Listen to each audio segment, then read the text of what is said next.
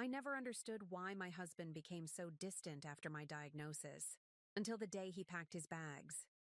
Now watching him on my doorstep, tears streaming down his face after news of my lottery win hit the local paper. Everything made perfect sense.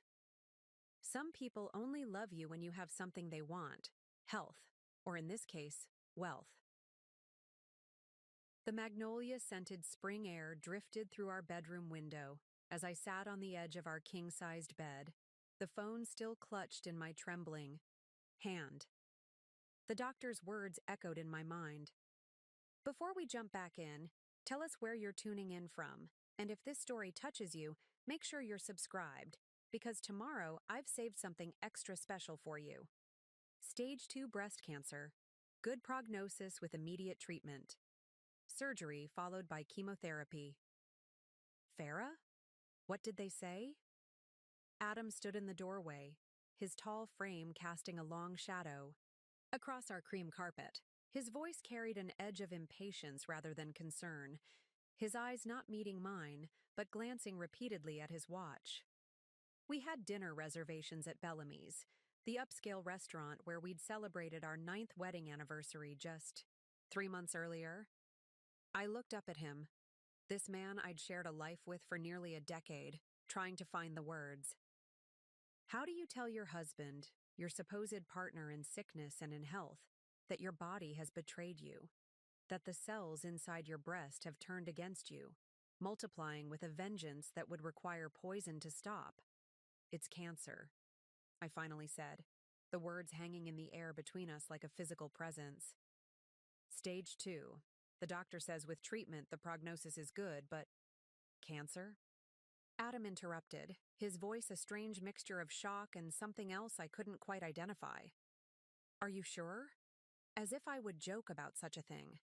As if the biopsy results that had kept me awake for 3 nights straight while waiting were something I might have misinterpreted. Yes, Adam, I'm sure. My voice steadier than I expected. I need surgery, followed by chemotherapy. Dr. Wilson wants to move quickly. He ran his hand through his perfectly styled dark hair, a gesture I'd once found endearing but now seemed performative. What about the Moreland Project? Of all the questions he could have asked, about my feelings, my fears, my treatment options, he asked about work. The Moreland Project was a major design undertaking for our architectural firm, one I'd spent months developing as lead architect. It was important, certainly, but in that moment, I'll need to step back, I said, surprise giving way to the first flicker of disappointment. Mark can take lead. He knows the vision. Adam frowned, pacing. The bedroom we'd redesigned together just last year, his footsteps heavy on the hardwood floor where the carpet ended. Mark lacks your eye for detail. The client specifically asked for you. I have cancer, Adam. The words felt strange on my tongue, still new and terrifying. My body is trying to kill me. The Moreland Project will have to understand. He stopped, pacing, his expression shifting to something that looked like sympathy, but didn't quite reach his eyes. Of course, you're right. I'm sorry. He glanced at his watch again. We should probably cancel dinner. You think? The sarcasm slipped out before I could stop it. He reached for his phone. I'll call them. You should rest. I watched him step into the hallway, his voice dropping to a murmur as he spoke with the restaurant. No comforting touch, no embrace, no, we'll get through this together. Just practical arrangements and a subtle retreat. That night, as I lay awake staring at the coffered ceiling we'd splurged on during the renovation, Adam slept soundly beside me, his breathing deep and even. The distance between us, though only inches of Egyptian cotton, suddenly felt vast. I didn't know it then, but that distance would only grow in the coming weeks. The first changes were subtle. Adam began sleeping in the guest room, claiming my restlessness kept him awake, and he needed proper sleep to hold things together at the firm. He started coming home later, citing increased workload now that I was on medical leave. Our conversations, once flowing with easy familiarity, became stilted and brief, focused on practical matters rather than emotional support. My surgery was scheduled quickly, a lumpectomy that would remove the tumor while preserving as much breast tissue as possible. The night before the procedure, I found myself alone in our kitchen at 2 a.m., anxiety keeping sleep at bay. The sound of the front door opening startled me. Adam appeared in the kitchen doorway, the faint scent of unfamiliar perfume clinging to his jacket. "You're still up," he said, more statement than question. "Surgery tomorrow," I replied, not asking where he'd been or why he smelled like someone else. Some questions feel dangerous once formed into words. "Right." He nodded, opening the refrigerator and grabbing a bottle of water. "What time should we leave?" "We need to be there at 6 a.m. He took a long drink, then set the bottle down on the marble countertop. "I'll set an alarm." No words of reassurance, no acknowledgement of my fear, just logistics. The morning of surgery dawned cold and gray, matching my mood. Adam drove in silence, the radio filling the space where conversation should have been. At the hospital, he helped with the admitting paperwork, then settled into a chair in the waiting room, immediately, pulling out his laptop. "This might take a few hours," I said, watching him set up his mobile office. "You don't have to stay the whole time." Something flashed across his face. Relief? "I've got the Peterson presentation to finish anyway. Call me when you're in recovery. My..." Sister Stella arrived just as they were preparing to take me back, her red hair flying wild around her face, eyes bright with concern. "I'm so sorry I'm late. Traffic was a nightmare." She embraced me tightly, careful of the IV in my arm. "How are you feeling?" "Scared," I admitted, the word easier to say to her than to my own husband. She squeezed my hand. "That's normal. But you're strong, Farah. Stronger than you realize." From the corner of my eye, I saw Adam shift uncomfortably in his chair. "Adam." Stella nodded in his direction, her tone cooler than the spring air outside. My sister had never been his biggest fan, though she'd tried for my sake. "You're heading in with her, right?" He cleared his throat. "Actually, they only allow one person, and since you're here now..." The lie came so easily to him. The hospital had no such policy. Stella's eyebrows rose, but before she could speak, a nurse appeared. "We're ready for you, Mrs. Sullivan." As they wheeled me toward the operating room, I glanced back to see Adam already returning to his laptop, his attention fully absorbed by the screen.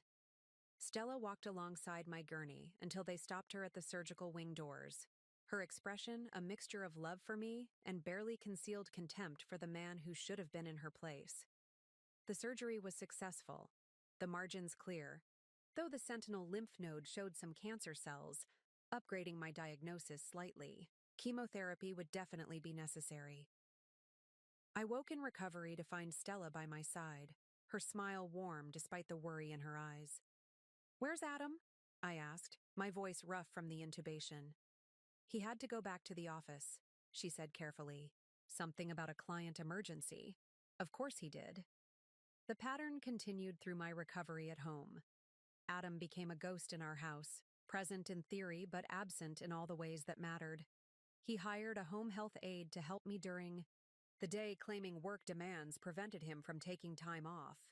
The aide, a kind-hearted woman named Marta, provided more emotional support in her 8-hour shifts than Adam did in his brief appearances. My friend Daisy visited regularly, bringing homemade soups and fresh flowers. "Has Adam taken any time off?"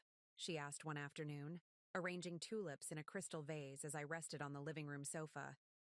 "He's very busy," I replied, the excuse sounding hollow even to my own ears. Daisy's expression remained neutral, but her eyes revealed her thoughts. Reed would drag himself to work on his deathbed, but even he took 2 weeks off when I had my gallbladder removed. I changed the subject. 2 weeks after surgery, I had my first appointment with the oncologist to discuss chemotherapy.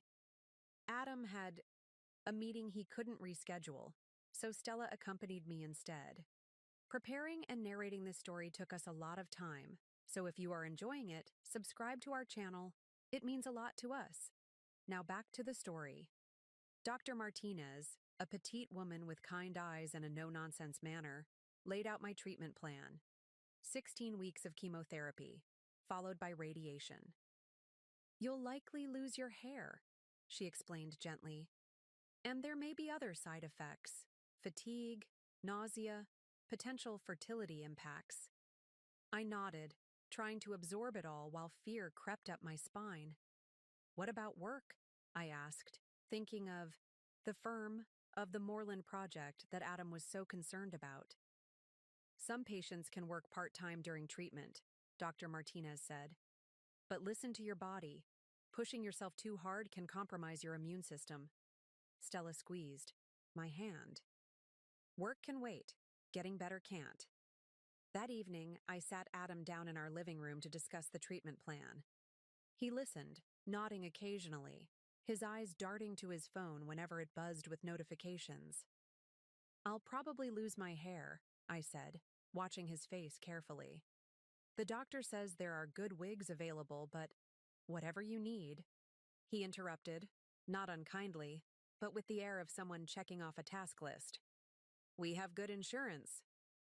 It's not just about the wig, Adam. My voice caught. I'm scared about how different I'll look, how different I'll feel. He reached across the sofa and patted my hand awkwardly. You'll still be you. But would I? And would that be enough for him? The question lingered unasked. My first chemotherapy session was scheduled for a Tuesday morning. Adam had an unavoidable client meeting, so Gemma, my oldest friend since college, took me instead. As we sat in the infusion center, the toxic cocktail designed to save my life dripping slowly into my veins, Gemma chatted about everything and nothing, keeping my mind off the poison and what was to come. Have you thought about a wig? She asked. We could make it fun. Try styles you've never dared before. Always wanted to be a redhead? Now's your chance. I smiled despite myself. Maybe something wildly different.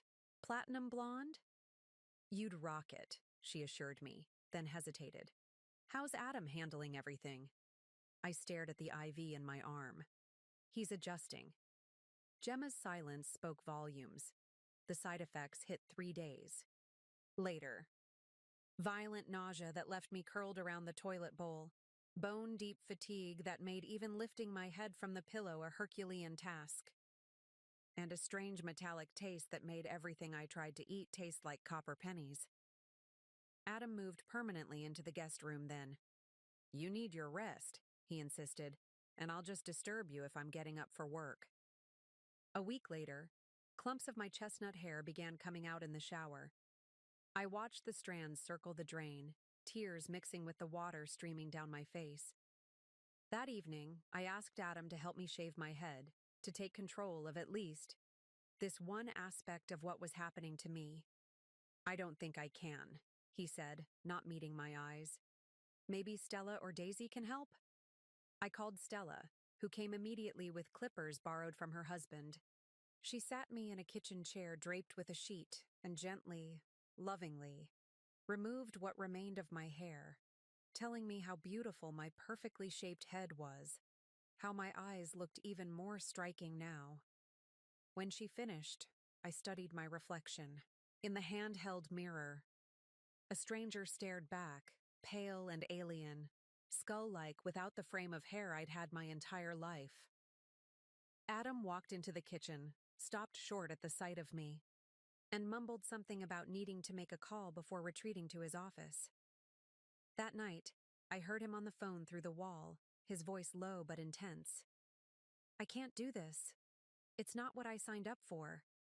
She's not even herself anymore. The words cut deeper than any surgeon's scalpel. 2 days later, I was sitting at the kitchen island attempting to eat dry toast, one of the few things that didn't immediately trigger nausea, when Adam appeared in the doorway, a suitcase in hand. Need to talk, Farah. I stared at the suitcase in Adam's hand, the expensive leather weekender we'd bought together during our trip to Italy 3 years earlier. My stomach dropped not from the chemo this time, but from the unmistakable meaning of packed bags on a Tuesday morning. Talk? I repeated, my voice barely a whisper. About what? He set the suitcase down with deliberate care, as if the sound of it hitting our travertine floor might shatter something beyond repair. Perhaps it already had. This isn't working, Farah, he said, his voice carrying a practiced tone that told me he'd rehearsed this speech. I've tried, but I can't. I'm not built for this kind of situation. I clutched my bathrobe tighter around my frail body, suddenly aware of how vulnerable I looked. Pale, bald, 20 pounds lighter than when we'd renewed our vows on our 5th anniversary. What kind of situation? I asked, though I knew. The in sickness part of our vows? He flinched, the first genuine reaction I'd seen from him in weeks. That's not fair. Not fair? I almost laughed. What wasn't fair was the cancer eating away at my body. What wasn't fair was losing my hair, my energy, my sense of taste. What wasn't fair was my husband, the man who had promised to stand by me through anything, now standing before me with a packed bag. Then explain it to me, Adam, I said, surprising myself with the steadiness in my voice. Help me understand what could possibly be more important than supporting your wife through cancer treatment. He looked at the floor, the wall, the ceiling, anywhere, but at me. I'm not leaving because of your cancer. It's more complicated than that. Then uncomplicate it for me. He sighed, finally meeting my eyes. We've been growing apart for a while now, Farah. Even before the diagnosis. The firm, the Moreland Project. It all made it easy to ignore, but this situation has forced me to face the truth. I'm not happy. I haven't been for some time. The toast I'd been struggling to eat turned to ash in my mouth. Growing apart? Was that what he called it when one person silently withdraws while the other remains fully committed? And my cancer diagnosis was just, what? Convenient timing for you to finally admit it? His jaw tightened. That's not what I'm saying. Then what are you saying, Adam? Because from where I'm sitting, weak from chemotherapy, fighting for my life, it looks very much like you're abandoning me when I need you most. He ran his hand through his hair, that familiar gesture now infuriating in its familiarity. I can't be the person you need right now. I've tried, but I just can't. You deserve someone who can support you properly through this. And you've decided that person isn't you. It wasn't a question. I've already talked to Mark about buying out my share of the firm, he continued, as if discussing a business transaction rather than the dismantling of our life together. The paperwork should be finalized next week. The house is in both our names, so we'll need to figure that out eventually, but I think you should stay here during your treatment. How considerate. He wouldn't make me move while undergoing chemotherapy. Should I be grateful? Where will you go? I asked, hating that I still cared. Reed has a rental property that's vacant. I'll stay there until I figure out next steps. Reed, Daisy's husband, so they knew already. Had everyone in our social circle been discussing my husband's imminent departure while bringing me casseroles and sympathy cards? I stood up, gripping the edge of the counter for support as a wave of dizziness hit me. A common side effect of the chemo, along with the nausea and fatigue. Adam took a half step forward as if to steady me, then stopped himself. Even now he couldn't bring himself to touch me. You should sit, he said, concern flickering briefly across his face. You look pale. I'm in chemotherapy, Adam. Pale is my new normal. The bitterness in my voice surprised even me. Just like being abandoned by my husband is apparently my new normal too, he winced. I'll continue to support you financially, of course, and I can drive you to appointments if Stella or your friends aren't available. As if being a chauffeur of last resort somehow mitigated his betrayal. I looked at him, really looked at him, and for the first time saw not the man I'd fallen in love with, but a stranger wearing a familiar face. How had I missed the hardening of his eyes, the coldness that had nothing to do with the blue of his irises? When had his handsome features become so devoid of compassion? "I don't want your money," I said quietly, "and I certainly don't need your pity rides. What I needed was my husband, but clearly he checked out weeks ago." Adam picked up his suitcase again, his knuckles white around the handle. "I'm sorry, Farah. I truly am. I never wanted to hurt you. And yet here we are." He hesitated, as if there were more to say, then nodded once and turned toward the door. I watched him walk away, his shoulders straight, steps unhurried. No dramatic pause at the threshold, no last glance back.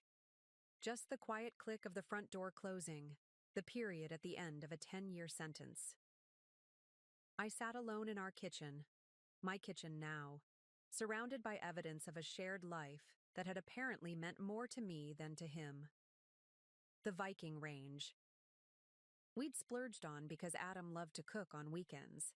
The Italian espresso machine that had been our 5th anniversary gift to each other. The framed black and white photographs from our honeymoon in Greece that lined the hallway. All of it suddenly felt like props on an abandoned stage, the play having ended while I was still reciting my lines. I don't know how long I sat there, staring at nothing before the sound of a key in the lock jolted me back to awareness. For one absurd moment, I thought Adam had returned, had realized the terrible mistake he was making. Instead, Stella burst through the door, grocery bags in hand, her face flushed from exertion or emotion. I couldn't tell which. "That absolute bastard," she spat, dropping the bags on the counter. "I passed him on the road. He couldn't even look me in the eye." So she knew. Of course she did. My sister had always seen through Adam's charm to the selfishness beneath, though she'd kept her opinions mostly to herself out of respect for my choices. "He left," I said, the words feeling strange on my tongue, similar to how "I have cancer" had felt just weeks earlier. New and terrifying realities that my brain struggled to process. Stella wrapped her arms around me, careful of the tender port in my chest where the chemo drugs entered my bloodstream. "I'm so sorry, Farah. So sorry." I felt numb, disconnected. From my body in the moment. "He said we've been growing apart.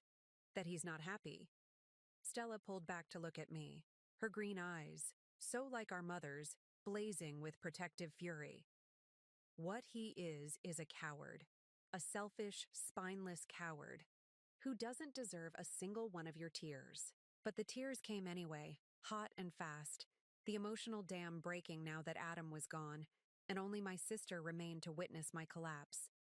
I cried for the marriage I thought I had, for the partner who had promised forever and delivered only, until it got difficult, for the future I'd imagined that now lay in ruins at my feet. Stella held me through it all, murmuring soothing words, her own tears falling into my non-existent hair. When the sobs finally subsided, leaving me hollow and exhausted, she guided me to the sofa in the living room, tucking a soft blanket around me. "What am I going to do?" I whispered, hating how small my voice sounded. Stella's expression hardened, with determination. "First, you're going to beat cancer. Then you're going to rebuild your life, a better one without that selfish jerk." She squeezed my hand. "And you won't do it alone. I'm here. Daisy and Gemma are here. We've got you, Farah." He said Reed knew about him leaving. Stella nodded grimly. "Reed tried to talk him out of it. So did Mark from your firm. No one could believe he was actually going through with this. So everyone had known except me." The realization stung, adding humiliation to the already potent cocktail of grief and betrayal. "I feel so stupid," I admitted. "So blind." "You're not stupid," Stella insisted fiercely. "You're loyal. You believe in your vows. That's not a character flaw, Farah. It's a strength. Adam's the one who should be ashamed, not you." I wasn't sure I believed her, but I nodded anyway. The chemo fatigue was creeping up again, making my eyelids heavy and my thoughts sluggish. Rest, Stella urged, seeing my exhaustion. I'll be here when you wake up. I'm not going anywhere. As I drifted into an uneasy sleep, I couldn't help but think how those were exactly the words Adam should have said, but never did. The days following Adam's departure blurred together in a haze of chemo side effects and grief. Each morning, I'd wake up reaching for a husband who wasn't there. The cold emptiness of the king-sized bed a cruel reminder of dual losses, my health and my marriage. Stella stayed with me that first week, sleeping in the guest room Adam had claimed during my initial treatment. She made sure I ate when food was merely a chore, drove me to my second chemo session, and fielded the endless calls and texts from concerned friends who had heard about Adam's departure. No, she's not up for visitors right now, I'd hear her say in hushed tones from the hallway, or, she's resting, but I'll tell her you called. My fierce protector, shielding me from well-meaning but exhausting sympathy. On day 9 of Adam's absence, yes, I was counting, Daisy appeared at my door with a casserole and an expression that hovered between anger and uncertainty. I didn't know if you'd want to see me, she said, standing awkwardly on the porch. Given that Reed knew, I stepped back to let her in. You're not responsible for your husband's actions, or mine. Her relief was palpable as she followed me into the kitchen, setting the casserole on the counter. Reed tried to talk him out. Of it, Farah. We all did. All? I turned to face her, suddenly alert. Who exactly is all, Daisy? She looked down, fingers nervously tracing patterns on the marble countertop. Me? Reed? Mark from your firm? A few others from your social circle. Adam had been talking about leaving for weeks. He'd made up his mind. But Reed thought if enough people confronted him, he might reconsider. The betrayal deepened like a knife twisting in my chest. Weeks. Adam had been planning his exit for weeks, discussing it with our friends while I fought. For my life, oblivious to the social drama unfolding around me. When? My voice was surprisingly steady. When did he first mention leaving? Daisy's discomfort was visible, but I needed answers more than I needed to spare her feelings. The night after your diagnosis, she admitted finally. He called Reed, very upset, said he wasn't equipped to handle this kind of crisis, that your careers had already been creating distance between you. The night after my diagnosis, while I'd lain awake terrified about surgery and cancer and an uncertain future, my husband had been plotting his escape. Did he mention someone else? The question that had been lurking in the corners of my mind finally pushed its way out. Daisy's eyes widened. What? No, at least not to us. He just kept saying he couldn't handle the stress, that he'd been unhappy for a while, and this was forcing him to face it. She hesitated. Do you think there's someone else? The perfume on his jacket that night, before my surgery, the late-night phone calls, the rapid withdrawal of physical affection, all the signs had been there, but I'd been too consumed by my cancer battle to connect them. I don't know, I said honestly. But I intend to find out. That afternoon, after Daisy left, I did something I'd never done in 10 years of marriage. I called Hank Miller, an old college friend who'd become a private detective. We'd kept in loose contact over the years, occasional birthday messages and Christmas cards, but nothing close. Still, when I explained my situation, he agreed to meet me the next day. Hank arrived at precisely 2 p.m., looking much the same as he had in college, tall and lanky with observant hazel eyes and a quiet demeanor that made people underestimate his intelligence. You look good, Farah, he said as I let him in, the lie so kind I almost smiled. I did not look good. I looked like a cancer patient whose husband had just abandoned her, gaunt, pale, and bald beneath the silk scarf Stella had tied around. My head? No, I don't, I replied, leading him to the living room. But thanks for the attempt. He settled into the armchair across from me, his expression turning professional. So you want me to look into your husband's activities? I need to know if there's someone else, Hank. I twisted the wedding ring I still wore out of habit. It won't change the outcome. We're done regardless. But I need the truth. Hank nodded, understanding without judgment. Start from the beginning. When did you first notice changes in his behavior? For the next hour, I laid out the timeline. Adam's gradual withdrawal after my diagnosis, the late nights, the distance, the perfume, all culminating in his departure 9 days earlier. Hank took notes, occasionally asking clarifying questions, in his methodical way. What about joint finances? He asked. Any unusual withdrawals or transfers before he left? I hadn't even thought to check. Cancer and chemo had consumed all my attention, leaving little energy for financial vigilance. I don't know. We have separate accounts for personal expenses, but a joint account for household costs. And investments together, of course. You should look into that right away, Hank advised. Even if he's not involved with someone else, people planning to leave marriages often start moving assets. The suggestion sent a chill through me. Would Adam have gone that far? Stolen from me while I was fighting cancer? After Hank left with Adam's photo and a list of his usual haunts, I dragged my laptop to the sofa and logged into our online banking accounts. What I found made my blood run cold. Over the past month, Adam had been systematically transferring money from our joint account to his personal account, small amounts that wouldn't immediately raise flags, but which added up to nearly $45,000. More disturbingly, he'd liquidated his portion of our investment portfolio just 3 days before leaving, withdrawing almost $200,000 without a word to me. My hands trembled as I scrolled through the transaction history. This wasn't just abandonment, it was calculated financial betrayal. He'd been planning his escape route while sitting beside my hospital bed. I called Stella immediately. I need a lawyer, I said when she answered. A good one. Specifically, a divorce attorney who won't be intimidated by Adam's legal connections. What happened? Her concern was immediate. He's been moving money, Stella. Lots of it. While I was throwing up from chemo and losing my hair, my husband was emptying our accounts. Her stream of creative profanity would have made a sailor blush. When she finally calmed down, she said, I know someone, Caroline Winters. She specializes in high-conflict divorces, and she's absolutely ruthless when the situation calls for it. Perfect. Set it up as soon as possible.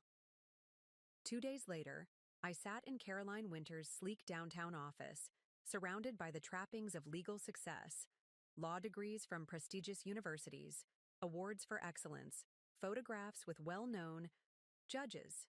Caroline herself was a formidable presence, mid-50s, impeccably dressed, with sharp eyes that missed nothing. Mrs. Sullivan, I've reviewed your financial records and preliminary information, she began, her voice brisk but not unkind. What your husband has done is not just morally reprehensible, it's legally actionable. I gripped the armrests of my chair. Can we get the money back? We can certainly try. The timing works in our favor. Courts don't look kindly on spouses who drain accounts immediately before leaving, especially when the other spouse is seriously ill. She leaned forward. But there's something else you should know. Something my paralegal discovered while doing background research on your husband. My stomach tightened with dread. What is it? Caroline slid a folder across her desk. Inside was a printout of a real estate listing, a luxury condo in South Beach, recently purchased by a limited liability company. Next to it was a corporate filing for that LLC, listing Adam Sullivan as the manager. Your husband bought a $1.2 million condo in Florida 3 weeks ago through an LLC created just days after your cancer diagnosis. The purchase was completed the day before he left you. The room seemed to tilt sideways as the implications sank in. But where did he get that kind of money? We don't have that much liquid cash, even with what he took from our accounts. That, Caroline said grimly, is exactly what we need to find out. As I left her office, my phone buzzed with a text from Hank. Found something. Need to meet in person. Your house, 7 p.m.? The hours until 7 p.m. crawled by with excruciating slowness. When Hank finally arrived, his typically calm expression was troubled. "You should sit down for this, Farah." I sank onto the sofa, bracing myself. "Just tell me."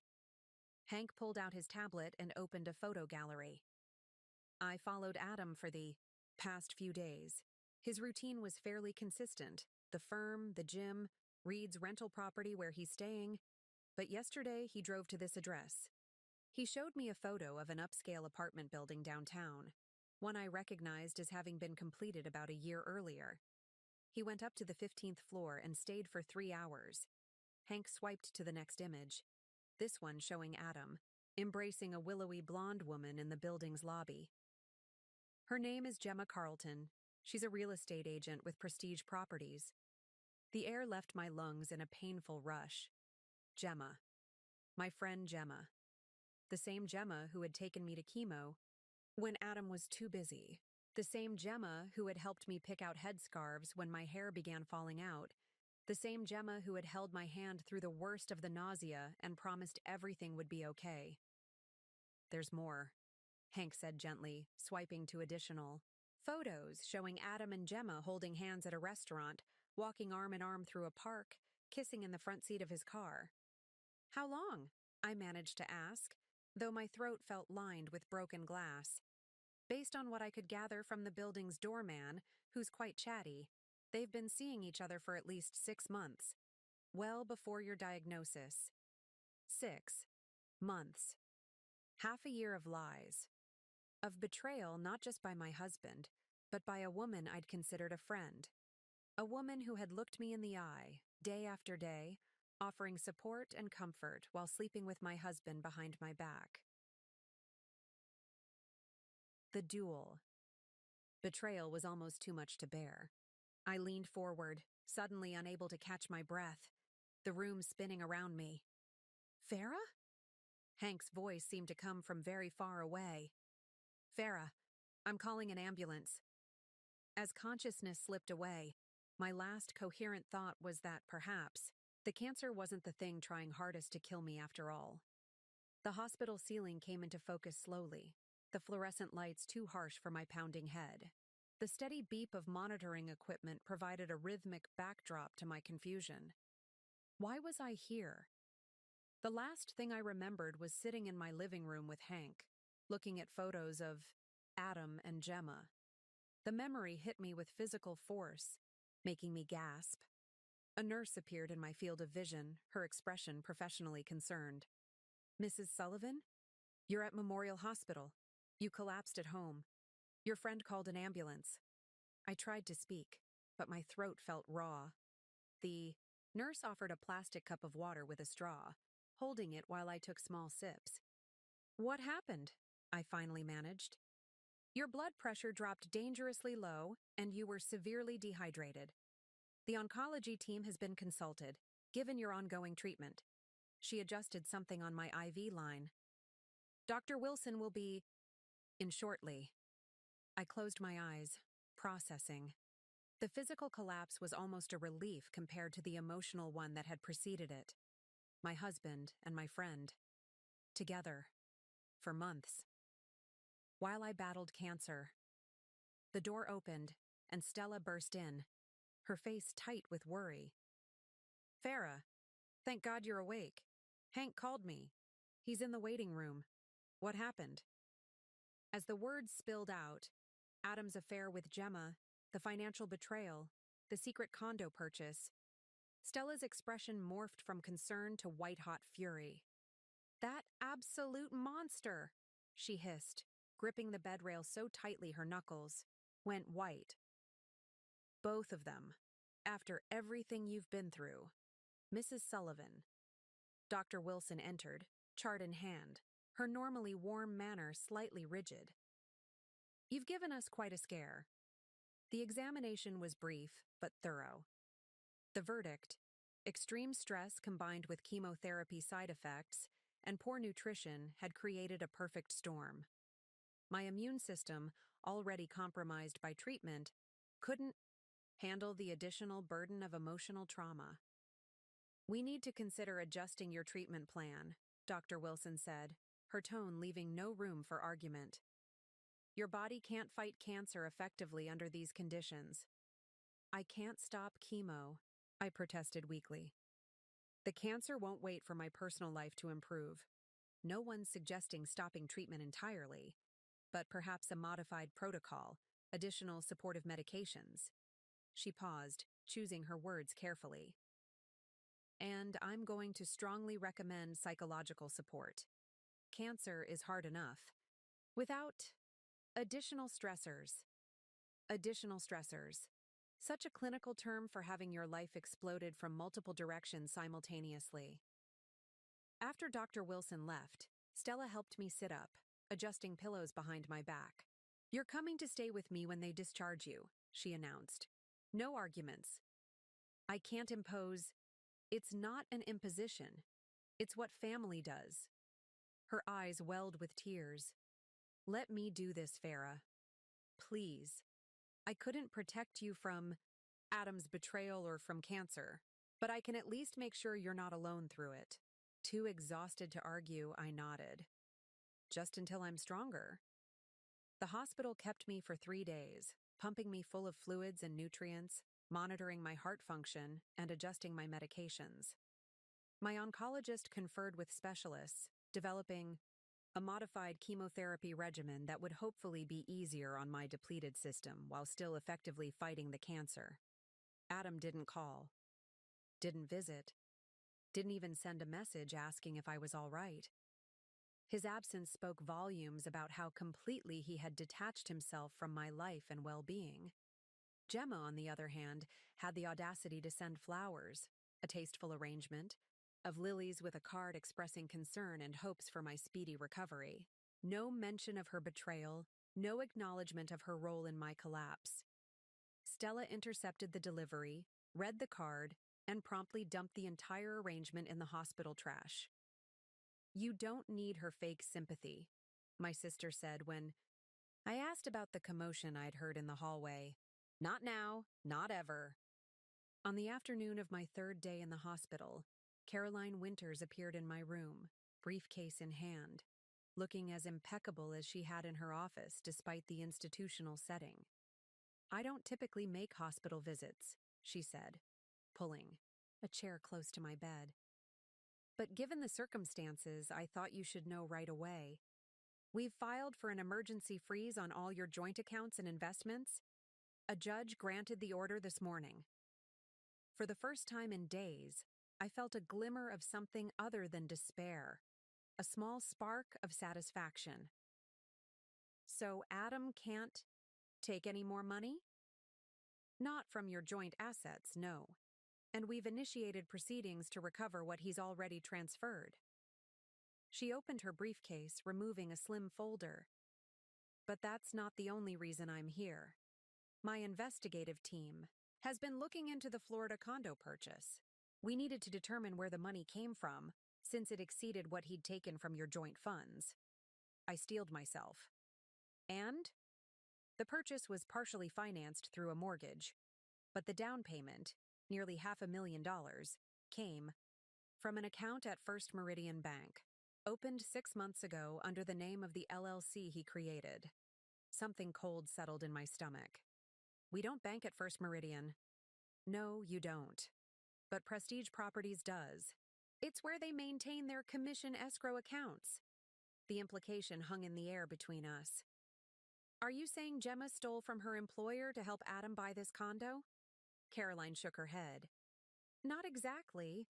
We believe, and we're still gathering evidence to confirm this, that Gemma Carlton has been diverting portions of real estate commissions to this account, possibly by manipulating transaction records to show lower sales prices to her firm while collecting the full commission directly from clients. That's illegal, isn't it?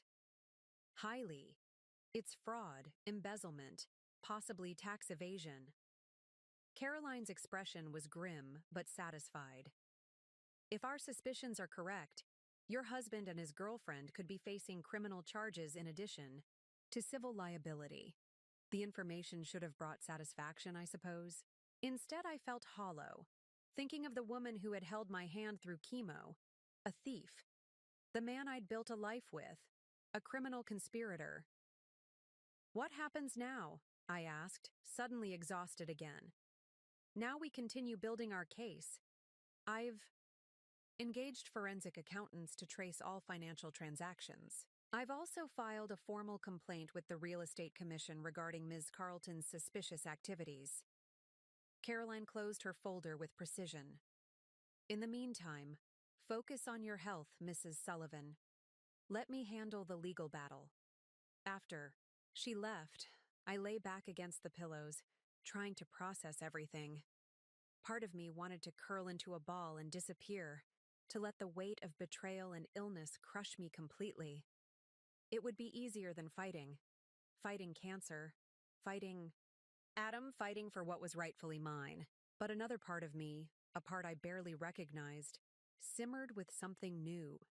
Not just anger, though there was plenty of that. Something cooler, more focused. A determination that had nothing to do with saving my marriage and everything to do with saving myself.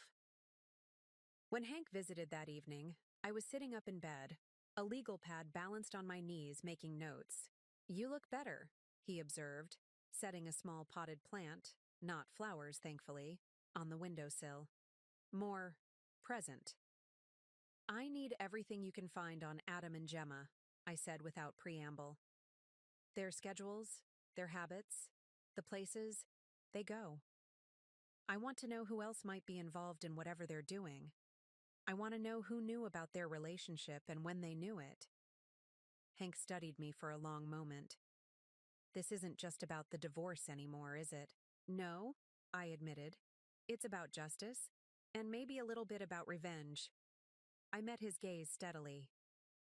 "Does that make me a terrible person?" He sat in the chair Caroline had vacated hours earlier. "Considering what they've done? I'd say it makes you human." He pulled out a small notebook. "Tell me exactly what you want to know." For the next hour, we developed a strategy. Hank would continue surveillance, documenting their activities and interactions. He'd speak with staff at buildings where they spent time, cultivate sources who might provide useful information. Meanwhile, I would cooperate fully with Caroline's legal team while appearing, outwardly at least, to be focused solely on my health. "The element of surprise is important," I explained. "I want them to think I'm too sick, too broken to fight back. When they let their guard down, that's when we'll have the best chance of learning the full extent of their deception." Hank's expression was a mixture of concern and admiration. "Just remember to actually take care of your health, Farah. The best revenge plan in the world won't matter if you're not here to see it through." The wisdom in his words penetrated my newfound determination. He was right. My first battle had to be against the cancer. Everything else was secondary. "I promise," I said, and meant it. When Stella came to take me to her home the following day, she found me sitting fully dressed in a chair by the window, my hospital bag packed, a calm expression on my face.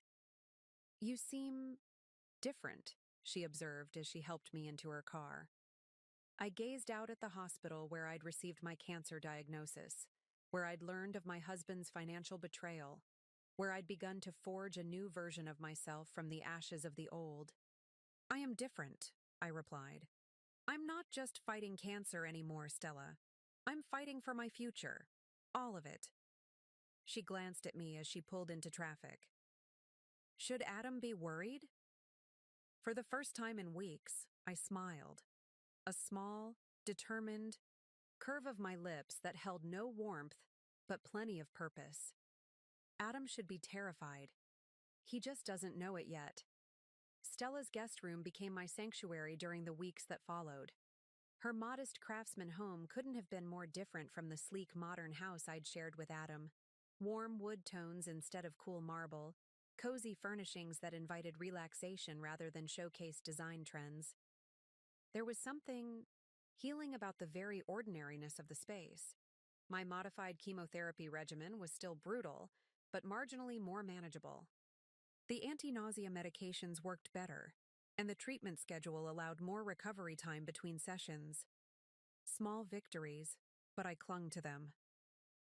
3 weeks after my hospital stay, I stood in front of Stella's bathroom mirror, studying my reflection. The woman who stared back was a stranger, bald, hollow-cheeked, with dark circles beneath eyes that had aged years and months. But there was something else there too, something in the set of my jaw and the clarity of my gaze that hadn't been there before. Determination, maybe, or resignation transformed into resolve. I traced the outline of my bare scalp with trembling fingers. My eyebrows had thinned dramatically, and my eyelashes were nearly gone. Cancer and chemotherapy had stripped away every physical attribute I'd once identified with femininity and attractiveness, and yet I was still here, still fighting. I will survive this, I whispered to my reflection. All of it. The cancer, the betrayal, the loss. It wasn't a question or a hope. It was a declaration, a promise to myself. The doorbell rang, interrupting my moment of resolve. Voices drifted up from downstairs, Stella greeting someone, the deeper tones of a male response. Curious, I wrapped my robe more tightly around my thin frame and made my way carefully down the stairs. Mark Wilson from the architectural firm stood in Stella's living room, looking uncomfortable but determined. My former colleague and Adam's business partner shifted his weight from foot to foot when he saw me. "Farah," he said, his voice gentle.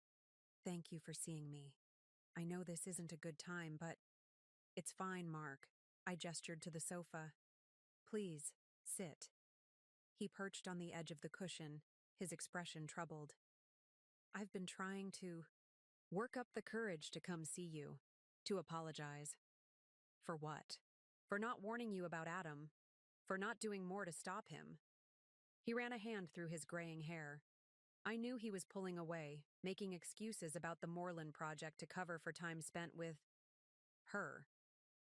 He couldn't bring himself to say Gemma's name. "I confronted him once, told him he needed to either recommit to your marriage or be honest with you. He promised he'd figure things out, but then your diagnosis came." I settled into an armchair across from him, suddenly exhausted. "It's not your responsibility to manage my husband's moral failings, Mark." "Maybe not. But as your friend, I should have done more." He reached into his jacket pocket and withdrew an envelope. "That's actually why I'm here. This isn't just an apology visit. It's a proposition." I raised what remained of my eyebrows. "A proposition?" "Adam's been pushing to sell his share of the firm. To me." Mark placed the envelope on the coffee table between us. "He's in a hurry, which means he's willing to accept less than full value. I think he needs cash for that Florida property the lawyers found." The mention of the condo made my stomach clench, but I kept my expression neutral. "And this concerns me how?" "I don't want to buy him out," Mark said simply. "I want you to." I stared at him, certain I'd misheard. "Me?" "His ownership stake represents 10 years of your shared life, Farah. Years when you supported his career, made sacrifices for the firm, contributed design ideas that helped us win major contracts." Mark tapped the envelope. "I've had our firm's value independently assessed. Adam's share is worth approximately $2.3 million. He's offering to sell to me for $1.7 million because he needs cash quickly and thinks I'm his only option." My mind raced, trying to process what Mark was suggesting. "I don't have that kind of money, especially with the accounts frozen during divorce proceedings. And even if I did, I don't know the first thing about running an architectural firm." "You wouldn't need to run it," Mark explained. "You'd be a silent partner. I'd handle day-to-day operations as I always have. Your investment would be passive, but profitable." He leaned forward. "I've spoken to your attorney, Ms. Winters. There's a way to structure this through the court that would allow you to use a portion of the frozen joint assets to make the purchase. Adam would get his money, but it would be a fair transaction, overseen by the judge, not theft." The idea was tantalizing, taking ownership of something Adam valued, something he'd built his identity around. But the practicalities seemed overwhelming. I'm in the middle of cancer treatment, Mark. I can barely manage getting dressed some days. Which is exactly why you need to secure your financial future, he countered. The firm is profitable and growing. Your share would generate substantial income whether or not you're able to work. And he hesitated. It would drive Adam absolutely crazy to know you're his replacement at the company. That last point resonated more than I cared to admit. The idea of Adam discovering that I, weak, sick, abandoned me, had taken his place at the prestigious firm he'd helped build, there was undeniable satisfaction in imagining his reaction. I need to think about it, I said finally. Discuss it with Caroline. Mark nodded, rising to leave. Of course. The offer in that envelope expires in 2 weeks. That's when Adam's expecting my answer. He moved toward the door, then paused. For what it's worth, Farah, everyone at the firm is disgusted by what he did. If you decide to become our new partner, you'd be welcomed. After he left, I sat holding the envelope, turning it over and over in my hands. Stella watched silently from the doorway. Are you going to do it? She asked finally. I don't know. But even as I said it, something shifted inside me. The seed of an idea began to take root. Not just about the firm, but about how I might reclaim everything Adam had tried to take from me and more. The next morning, I called Caroline Winters. I need to meet with you and your financial team, I said without preamble when she answered. Today, if possible. Her slight pause conveyed surprise at my urgency. I can arrange it for this afternoon. Is everything all right? Everything is about to get much better, I replied. 4 hours later, I sat in Caroline's conference room with her forensic accountant, financial advisor, and paralegal. I'd dressed carefully for the meeting, a wig I hadn't worn before, makeup, applied with precision to camouflage my pallor, a tailored suit that hung too loosely on my frame but conveyed the professional image I needed. Before we discuss Mark Wilson's proposal, I began, I want to talk about a different financial matter. I placed a small slip of paper on the conference table. I've been playing the same lottery numbers for nearly 7 years. My mother's birthday, my father's birthday, the day Adam and I met, and our wedding date. Caroline glanced at the paper. A receipt for a lottery ticket purchased the previous day. Mrs. Sullivan, with all due respect, gambling is rarely a sound financial strategy, especially given your current circumstances. It's $5 a week, I said calmly, a habit I maintained even through chemo treatments. Stella buys my ticket when I'm too ill to go out. I met Caroline's gaze directly. I don't expect to win.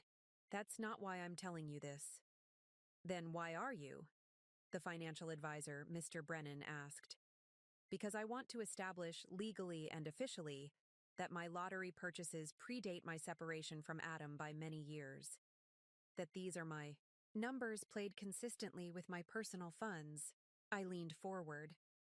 And I want to establish that any future winnings would be my separate property, not marital assets subject to division. Understanding dawned in Caroline's eyes. You're creating a record. Insurance, so to speak. Exactly. If by some miracle my numbers ever hit, I don't want Adam claiming any portion of the winnings. I allowed myself a small smile. Consider it a procedural precaution for a practical impossibility. Caroline nodded slowly, then turned to her paralegal.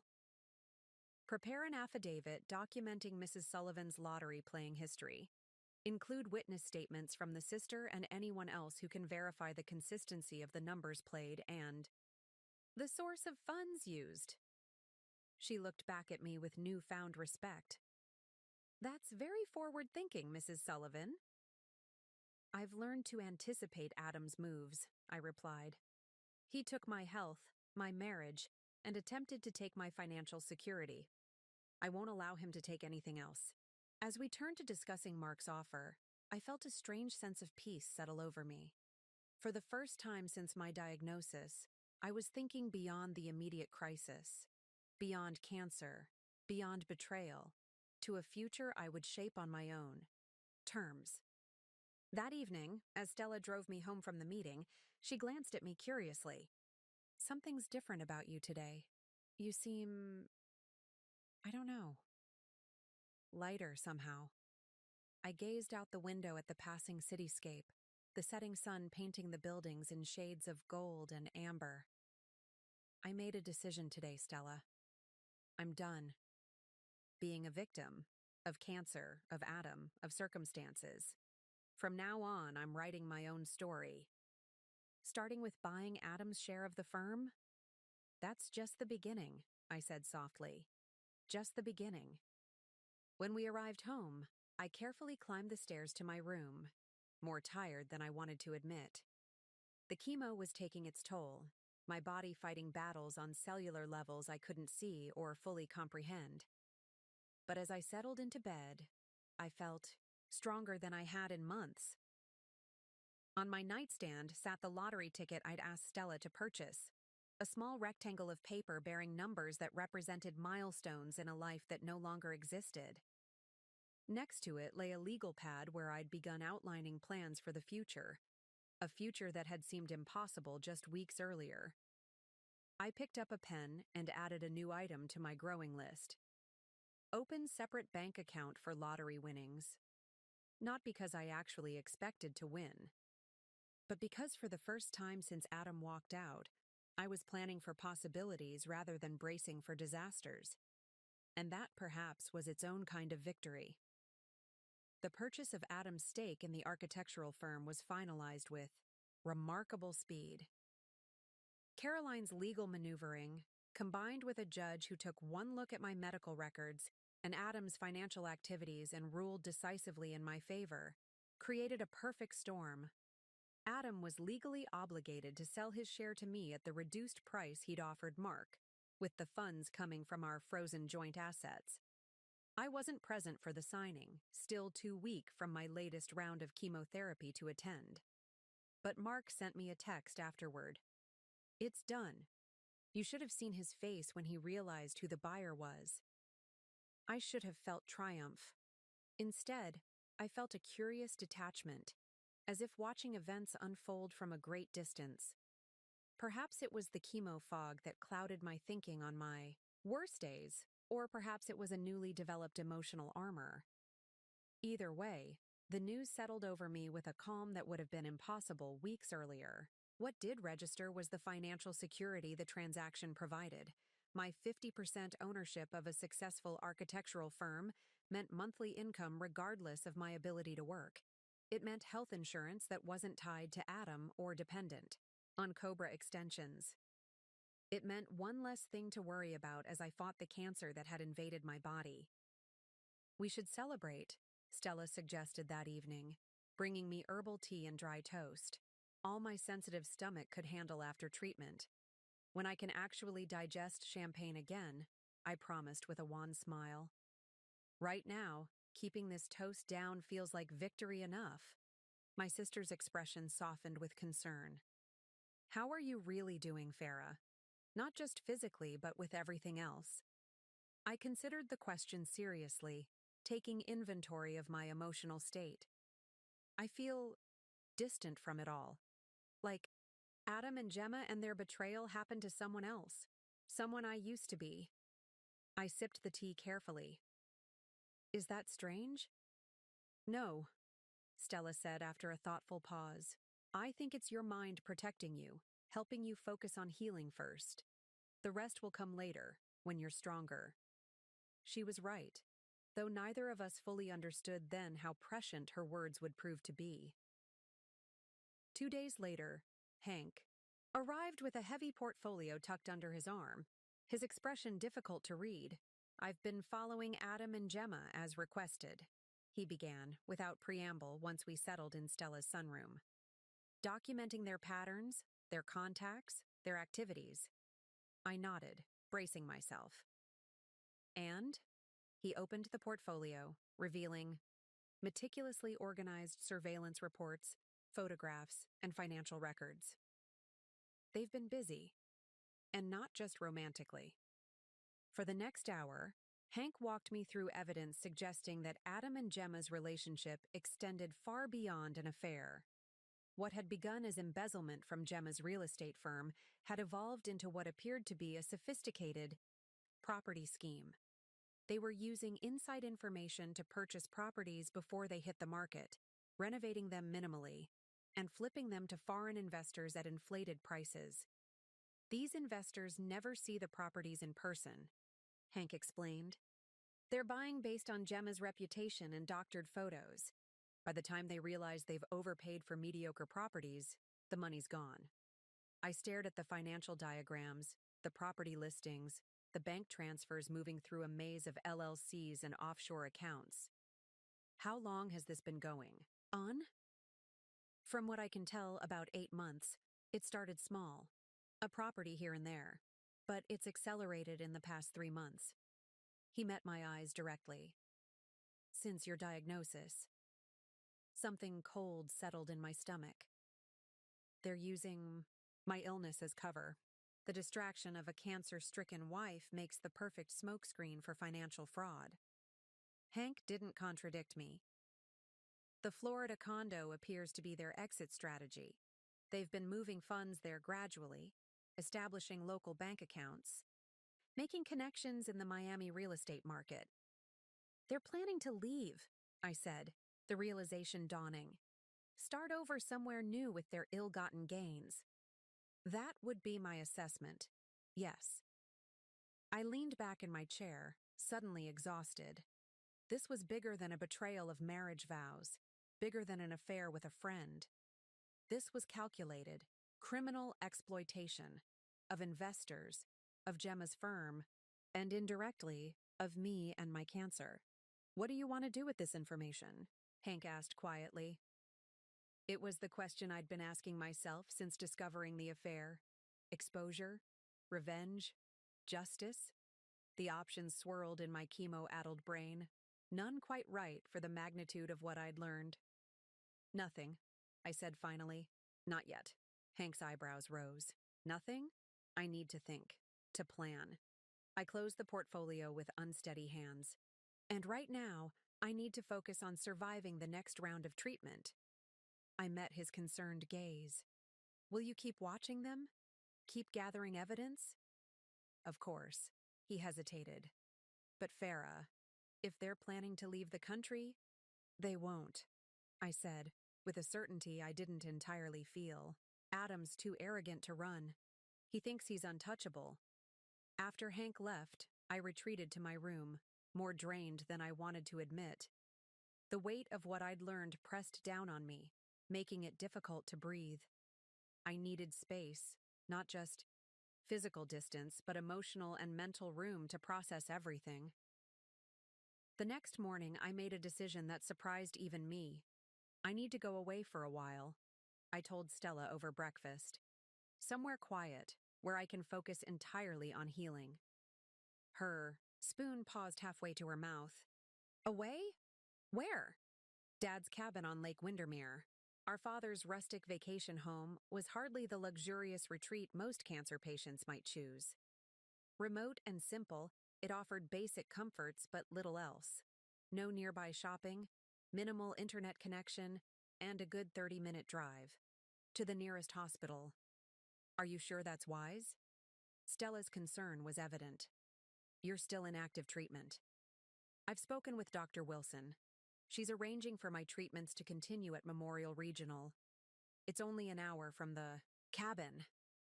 I pushed my barely touched oatmeal away. I need this, Stella. I need to disappear for a while, to find my center again without constantly reacting to Adam's latest moves or fielding well-meaning but exhausting support from friends. My sister studied me for a long moment.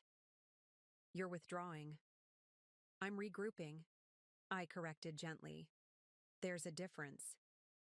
2 days later, with Dr. Wilson's reluctant blessing and a trunk full of medical supplies, nutrition shakes, and comfortable clothes, I followed Stella's car up the winding road to Lake Windermere. The early autumn air held a crispness that filled my lungs with something close to pleasure for the first time in months. The cabin was exactly as I remembered from childhood summers: rustic pine walls, sturdy furniture built for comfort rather than style, and windows that framed the lake like living paintings. A hint of wood smoke lingered from previous visitors, mingling with the scent of pine and clean air. "I've stocked the refrigerator and pantry," Stella said, carrying my lightest bag inside. "The freezer has meals prepped for days when you don't feel up to cooking. Dad had the generator service last month, so you shouldn't lose power even if there's a storm." She set my bag down, her expression troubled. "Are you absolutely sure about this, Farah? Being here alone during treatment—" "I won't be completely alone," I reminded her. "Hank will check in every few days and you'll be here weekends. The neighbors are year-round residents, and they have my contact information." I moved to the window, drawing strength from the serene lake view. "I need this, Stella. Space to heal without constantly navigating other people's feelings about my situation." She nodded reluctantly. "Promise you'll call if anything, and I mean anything, feels off. Day or night." "I promise." After a thorough review of my medication schedule, emergency contacts, and treatment transportation plan, Stella finally departed. The sound of her car fading into the distance until only the rustle of leaves and lap of lake water against the shore remained. For the first time in months, I was truly alone. No well-meaning sister hovering nearby, no medical professionals monitoring my vitals, no invisible presence of Adam's betrayal permeating familiar spaces. Just me, the cabin, and the quiet certainty that whatever came next, I would face it on my own terms. That evening, wrapped in a quilt on the cabin's screened porch, I watched the sunset paint the lake in shades of amber and rose. My phone sat silent beside me, deliberately set to "Do Not Disturb." The only exceptions were Stella, Hank, Dr. Wilson, and Caroline Winters, the small circle of people I still trusted completely. This strategic withdrawal wasn't about hiding or giving up. It was about creating space for myself away from the chaos Adam had created, away from the well-meaning but exhausting sympathy of friends, away from the constant reminders of what I'd lost and what still threatened to take even more from me. Here, among the pine trees and beside the lake where I'd spent childhood summers learning to swim and sail, I would reconnect with the core of who I was before cancer, before Adam, before all of it. Here, I would build myself back, cell by cell if necessary, into someone stronger than the woman who had been so thoroughly betrayed. I pulled out the journal I'd brought, opening to the first blank page. At the top, I wrote a single word: rebirth. Because that's what this was. Not an ending or a retreat, but the beginning of something new. The old Farah, the one who had built her identity around being Adam's wife and a successful architect, was gone. Cancer and betrayal had seen to that. But from those ashes, someone new would emerge. I didn't yet know who that person would be. I only knew she would be stronger, wiser, and completely her own. As darkness settled over the lake, I made my way inside, tidying up with what little energy I had left. On the rustic dining table, I placed the folder containing all the documentation of Adam and Gemma's activities, my lottery ticket secure in its inner pocket. Then I added my medications, arranged in their weekly organizer, visible reminders of the battles I was fighting on multiple fronts. Tomorrow would bring another chemotherapy session, another day of physical struggle. But here, in this quiet space I'd claimed for myself, I would face each challenge one at a time, without the added burden of maintaining appearances or managing others' expectations. This withdrawal was not surrender. It was strategic redeployment. And when I emerged, when my body had healed and my spirit had rekindled, Adam would discover that the woman he'd discarded was gone. In her place would be someone he never saw coming. Days at the lake cabin fell into a rhythm dictated by my treatments and recovery cycles. Mondays meant chemotherapy at Memorial Regional, followed by 2 days of intense fatigue and nausea. By Thursday, I'd usually regained enough strength to take short walks along the lakeshore. Weekends brought Stella's visits, carrying news from the outside world I'd temporarily abandoned. During those first few weeks of self-imposed exile, I slept more than I had since childhood.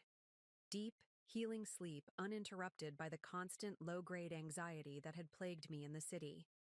When not sleeping, I spent hours on the porch watching the lake's changing moods, from morning mist rising off the water to afternoon sunlight dancing across its surface to evening stillness under starry skies. "You look better," Dr. Wilson commented, during my 4th treatment at Memorial Regional. "Your blood counts are improving too." I nodded, too tired for extensive conversation but aware of the truth in her words. The strategic withdrawal was working, not miraculously, not instantaneously, but steadily. My body was responding to the combination of medical intervention and mental peace. After 6 weeks at the cabin, something unexpected happened. I woke, one morning with an urge to create. A sensation so familiar yet so long absent that it felt like greeting an old friend. Taking my coffee to the rustic desk overlooking the lake, I pulled out sketch paper and pencils I'd packed more out of habit than intention. My hand moved across the paper hesitantly at first, then with increasing confidence. Not architectural drawings as I'd expected, but fluid lines capturing the cabin's relationship to the landscape, the way morning light filtered through pine branches, the perfect reflection of mountains in still water. I lost myself in the process, emerging hours later with a stack of sketches and a strange sense of accomplishment. They weren't professional quality. Chemo had affected my fine motor control, but they represented something more important than technical perfection. They were evidence of my creative spirit, awakening from dormancy. The next day, I asked Hank to bring art supplies during his weekly check-in visit. He arrived with an embarrassment of riches: watercolors, pastels, charcoals, and a beautiful leather-bound sketchbook. "I wasn't sure what you needed," he explained, setting the packages on the dining table. "So I bought a little of everything." For the first time in months, I laughed, a genuine sound that surprised us both. "This is perfect, Hank. Thank you." As he updated me on his surveillance of Adam and Gemma, their property scheme expanding, their plans for relocation accelerating, I found myself strangely detached. Their actions still mattered for practical reasons: evidence gathering, legal proceedings, financial protections, but they no longer held emotional power over me. "You seem different," Hank observed as he prepared to leave. "More present." I considered his words, recognizing their accuracy. I'm finding myself again. Pieces I thought were lost for good. After he left, I opened the watercolors, experimenting with capturing the afternoon light on the lake.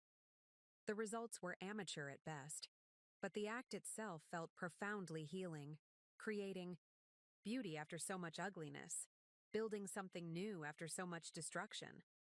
Art became my daily practice, as essential to my recovery as medications and nutrition shakes.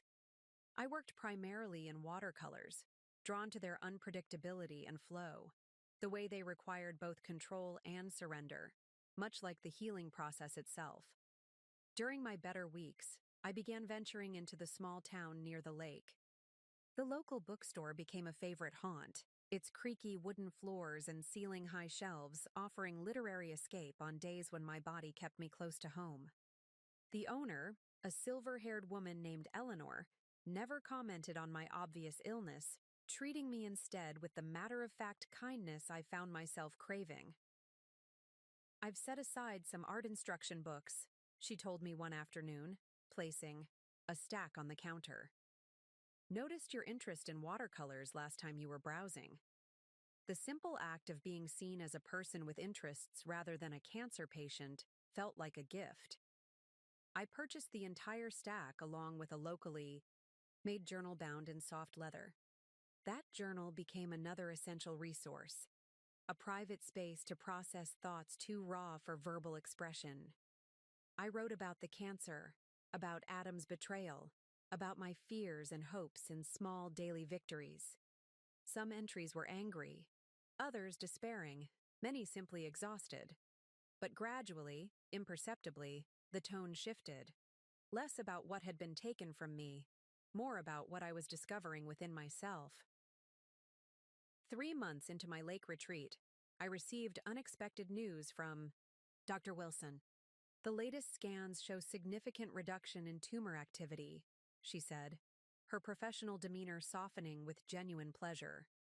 Your body is responding exceptionally well to treatment.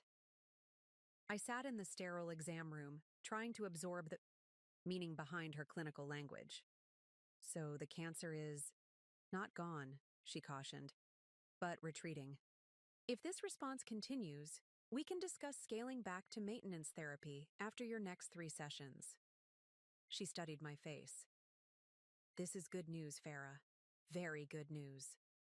That evening, back at the cabin, I celebrated alone with a cup of herbal tea on the porch, watching an osprey dive for fish in the golden late afternoon light. The cancer was retreating. My body, so recently a battleground of betrayal on cellular and emotional levels, was fighting back successfully on at least one front. I updated my journal with the news, then found myself adding a list. Things I've gained. The list surprised me with its length and substance. Financial independence through firm ownership. Artistic rediscovery. Deeper connection with Stella. New relationships with Eleanor and others in the lake community. Physical strength returning incrementally. Mental clarity. Emotional resilience. For the first time, I allowed myself to consider life after cancer, after divorce, after betrayal. Not returning to what was, but creating something entirely new. The sketches and watercolors scattered around the cabin represented more than creative expression. They were explorations of possible futures. The following week brought Caroline Winters to the cabin, legal documents in her elegant briefcase and determination in her sharp eyes. We've compiled enough evidence about Adam and Gemma's property scheme to file fraud charges, she explained, spreading papers across the dining table. The choice is yours. Pursue criminal prosecution now, or hold the evidence as leverage in divorce proceedings. I studied the documents, bank statements, property records, witness testimony from former clients who'd realized they'd been defrauded. The case against Adam and Gemma was substantial, potentially devastating. What would you recommend? I asked, genuinely curious about her professional assessment. Caroline considered the question carefully. Legally, pursuing criminal charges immediately would likely result in the most severe consequences for them both. However, she paused, choosing her words with precision. Timing is a strategic consideration. Once this evidence becomes public, they'll be forced to respond. The element of surprise is valuable currency in situations like this. I nodded, understanding the subtext of her advice. Let's hold for now. Continue building the case quietly, while I finish my primary treatment course. As she gathered the documents, Caroline's gaze swept over the watercolors displayed around the cabin. You're an artist? I'm becoming one, I replied, the distinction feeling important somehow. Rediscovering parts of myself that got lost along the way. After she left, I added to my growing resources, legal ammunition now securely compiled, medical progress documented, artistic skills developing, and most importantly, a sense of self, independent from the roles I'd previously occupied. I was no longer simply Adam's betrayed wife or a cancer patient fighting for survival. I was Farah, emerging from the chrysalis of trauma transformed, not yet fully formed, but taking shape with each passing day. That night, I stood on the dock watching moonlight create a silver path across the dark water. 6 months ago, I couldn't have imagined standing here, feeling the cool night air on skin no longer quite so paper thin, thinking about futures instead of endings. I touched the scar where surgeons had removed cancer from my breast, a permanent reminder of vulnerability. Then I looked up at the vast starry sky, a reminder of equally permanent strength. Both were true. Both were part of me now, and both would inform whatever came next. 6 months into my lake retreat, the first signs of spring began to emerge. Tender green buds on tree branches, birdsong returning to the mornings, and occasional warm breezes, interrupting the lingering winter chill. My body seemed to mirror nature's renewal. The severe fatigue that had defined my existence began to ease, replaced by longer periods of energy and clearer thinking. "Your blood work is the best we've seen since starting treatment," Dr. Wilson confirmed during my latest appointment. "The maintenance therapy is working well, and your body is recovering more effectively between treatments." I'd completed the most intensive phase of chemotherapy and transitioned to a maintenance protocol that required visits every 3 weeks instead of weekly. My hair had begun to return, soft as a newborn's and surprisingly darker than before, nearly black where it had once been chestnut brown. The face in my mirror was still gaunt, but color had returned to my cheeks, and my eyes had regained some of their former brightness. "When do you think I can return to work?" I asked, the question surprising us both. Dr. Wilson considered carefully. "Part-time might be reasonable within the next month, assuming your progress continues, but I'd recommend easing back gradually." The prospect of rejoining the world I'd withdrawn from stirred complicated emotions. The lake cabin had become a sanctuary, a place of healing and rediscovery. Yet I recognized the signs of readiness within myself: curiosity about the architectural firm I now co-owned, interest in professional challenges beyond watercolor landscapes, and a growing desire to reclaim spaces I'd ceded during my illness. After my appointment, I made an unscheduled stop at the firm's offices, my first visit since becoming Mark's partner. The receptionist's eyes widened in surprise. "Mrs. Sullivan, we weren't expecting you." Her gaze flickered over my changed appearance, professional politeness barely masking shock at my transformation. "It's an impromptu visit," I explained. "Is Mark available?" She made a quick call, and moments later, Mark appeared in the reception, a genuine pleasure lighting his face. "Farah, this is a wonderful surprise." As he led me through the office, I noted the subtle changes.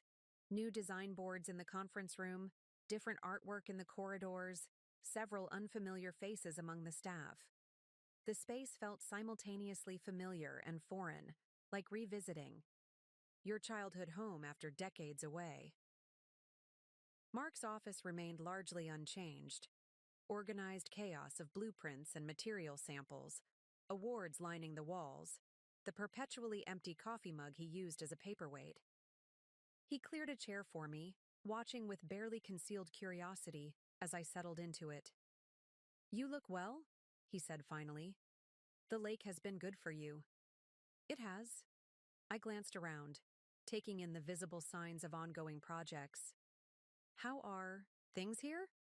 "My monthly reports show impressive numbers, but they don't tell the whole story." For the next hour, Mark updated me on client developments, staff changes, and upcoming projects. I listened attentively, asking occasional questions, but mostly absorbing the rhythms of the business world I'd temporarily abandoned. "Soriland. Project is back in discussion," Mark mentioned toward the end of our conversation. "They've been waiting for you, actually. Said they'd prefer to work with the original vision architect when you're ready."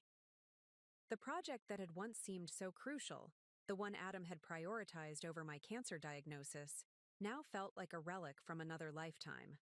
Yet a flicker of professional interest sparked within me. "I'd like to review the materials," said. Not making any promises, but I could at least look at where things stand. Mark's smile was warm with understanding. "No pressure. The door is open whenever you're ready to walk through it." As I prepared to leave, he handed me a thick envelope. "Financial details for next quarter's projections. I was going to mail these to the lake, but since you're here..." He hesitated. "Adam came by last week. tried to schedule a meeting with me. My pulse quickened slightly, the first physical reaction I'd had to Adam's name in months. What did he want? To discuss revisiting the terms of the ownership transfer, according to his message. Mark's expression hardened. I didn't take the meeting, referred him to the legal department. I nodded, processing this information. Has he tried again? No. But Farah. Mark's voice lowered. He didn't look good. Thin, disheveled, nothing like his usual polished self. I absorbed this without comment, tucking the envelope into my bag. Thank you for handling it appropriately. Outside, spring sunshine warmed my face as I walked to my car.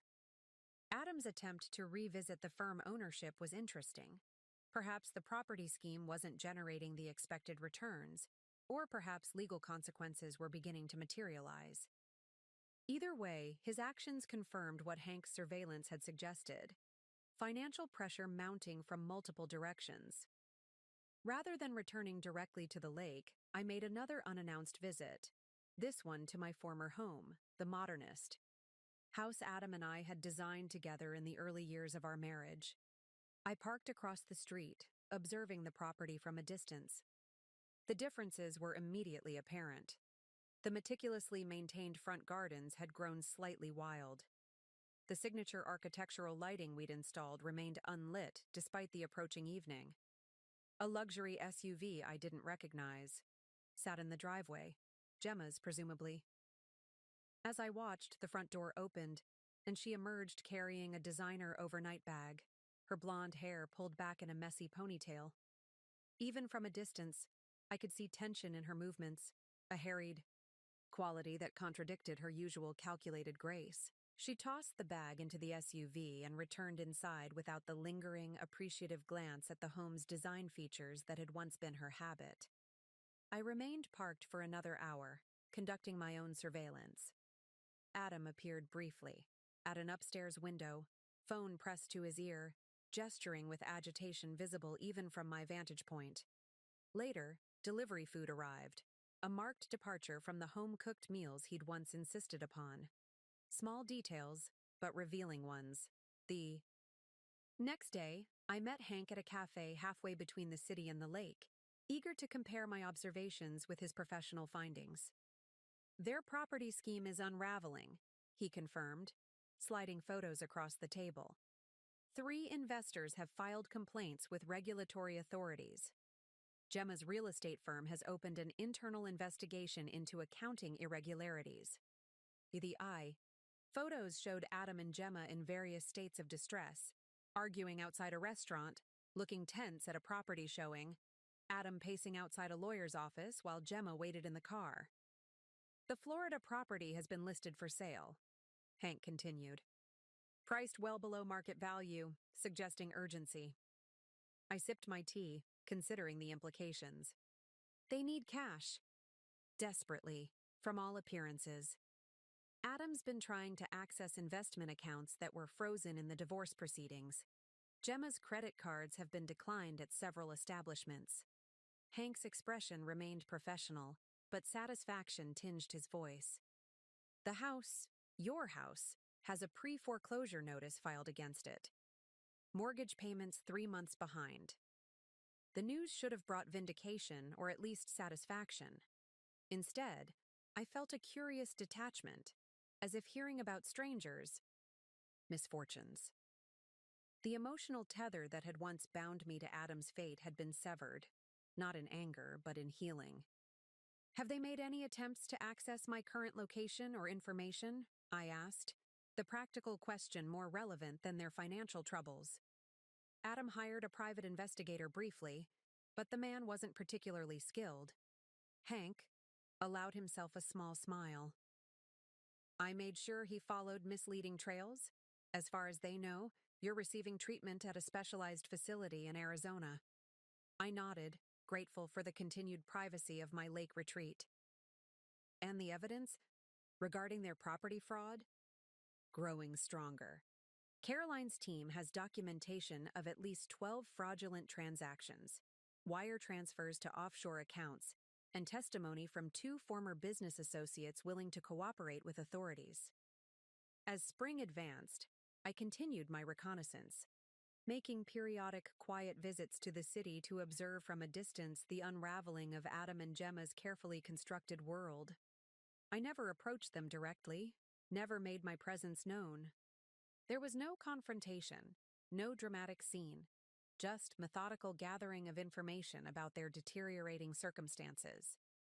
Each visit reinforced what the evidence had already shown: their relationship fracturing under financial pressure, their professional reputations in tatters, their carefully constructed facade crumbling to reveal the empty core beneath. I took no pleasure in their downfall, but I did take notes, detailed observations about vulnerabilities, pressure points, and potential legal exposure, not for revenge, but for protection. Understanding the enemy's position is the first rule of strategic defense. During one such reconnaissance trip, I stopped at a convenience store near my former home, pulling in for gas before the drive back, and to the lake. As I waited for the tank to fill, I remembered my weekly ritual, the lottery ticket I'd faithfully purchased for years. "One quick pick for tonight's drawing," I said to the cashier, handing over $5. He printed the ticket, passing it to me with a practiced smile. "Good luck." I glanced at the random numbers, so different from my usual carefully selected combination, and tucked the ticket into my wallet without a second thought. The significance of this small deviation from routine wouldn't become apparent until much later. Back at the lake the following morning, I added my latest observations to the growing file of information about Adam and Gemma. Their world was collapsing naturally, without any direct action from me. Justice, it seemed, didn't always require intervention. Sometimes it arrived of its own accord, drawn by the gravitational pull of consequences following actions. As I closed the file, my phone buzzed with a text from Stella. "Channel 7 News. Now." I turned on the cabin's small television, something I rarely used, and found the local news in progress. The headline scrolling across the bottom of the screen sent a jolt through me. "Local real estate agent arrested in property fraud scheme." The camera showed Gemma being led from her office in handcuffs, her expression a mixture of shock and fear. The reporter's voice provided context. "Gemma Carlton of Prestige Properties was taken into custody this morning on multiple charges of fraud, embezzlement, and wire fraud. Sources close to the investigation suggest more arrests are imminent as authorities continue to unravel what appears to be an extensive property scheme targeting foreign investors." I watched in silence as the story unfolded, detailing allegations that matched exactly what Hank and Caroline had uncovered. The reconnaissance phase was ending more abruptly than I'd anticipated, events now moving with a momentum of their own. My phone rang almost immediately. Caroline Winters, her voice tight with urgency. "I assume you're watching the news," she said without preamble. "Adam hasn't been arrested yet, but it's coming. The DA's office has been in touch with my team about the evidence we've compiled." "What do they need from me?" I asked, already mentally preparing for the next phase. "A formal statement eventually. For now, just be aware that things are accelerating." She paused. "Are you ready for this to become public, Farah? Once Adam is arrested, your connection to the case will likely emerge." I looked out at the peaceful lake, reflecting the clear spring sky. The months of quiet healing, of strategic withdrawal and resource building, had prepared me for precisely this moment. "Yes," I said with calm certainty. "I'm ready."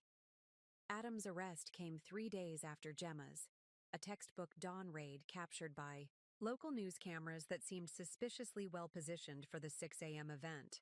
I watched the footage from my lake cabin, a strange sense of unreality washing over me as my estranged husband, disheveled and unshaven, wearing what appeared to be a hastily donned dress shirt with sweatpants, was led from our former home, in handcuffs. The charges were extensive: wire fraud, money laundering, conspiracy to commit fraud, and tax evasion. The district attorney's press conference that afternoon mentioned millions in fraudulent property transactions and extensive scheme targeting foreign investors. Adam's bail was set at $2 million, an amount that, according to Hank's sources, he was struggling to raise. "He's been calling everyone," Stella reported during her weekend visit. "Former colleagues, clients, even friends from college. No one's willing to help."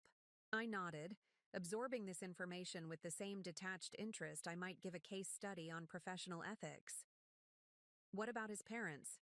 "Apparently they're disappointed and want him to take responsibility for his actions."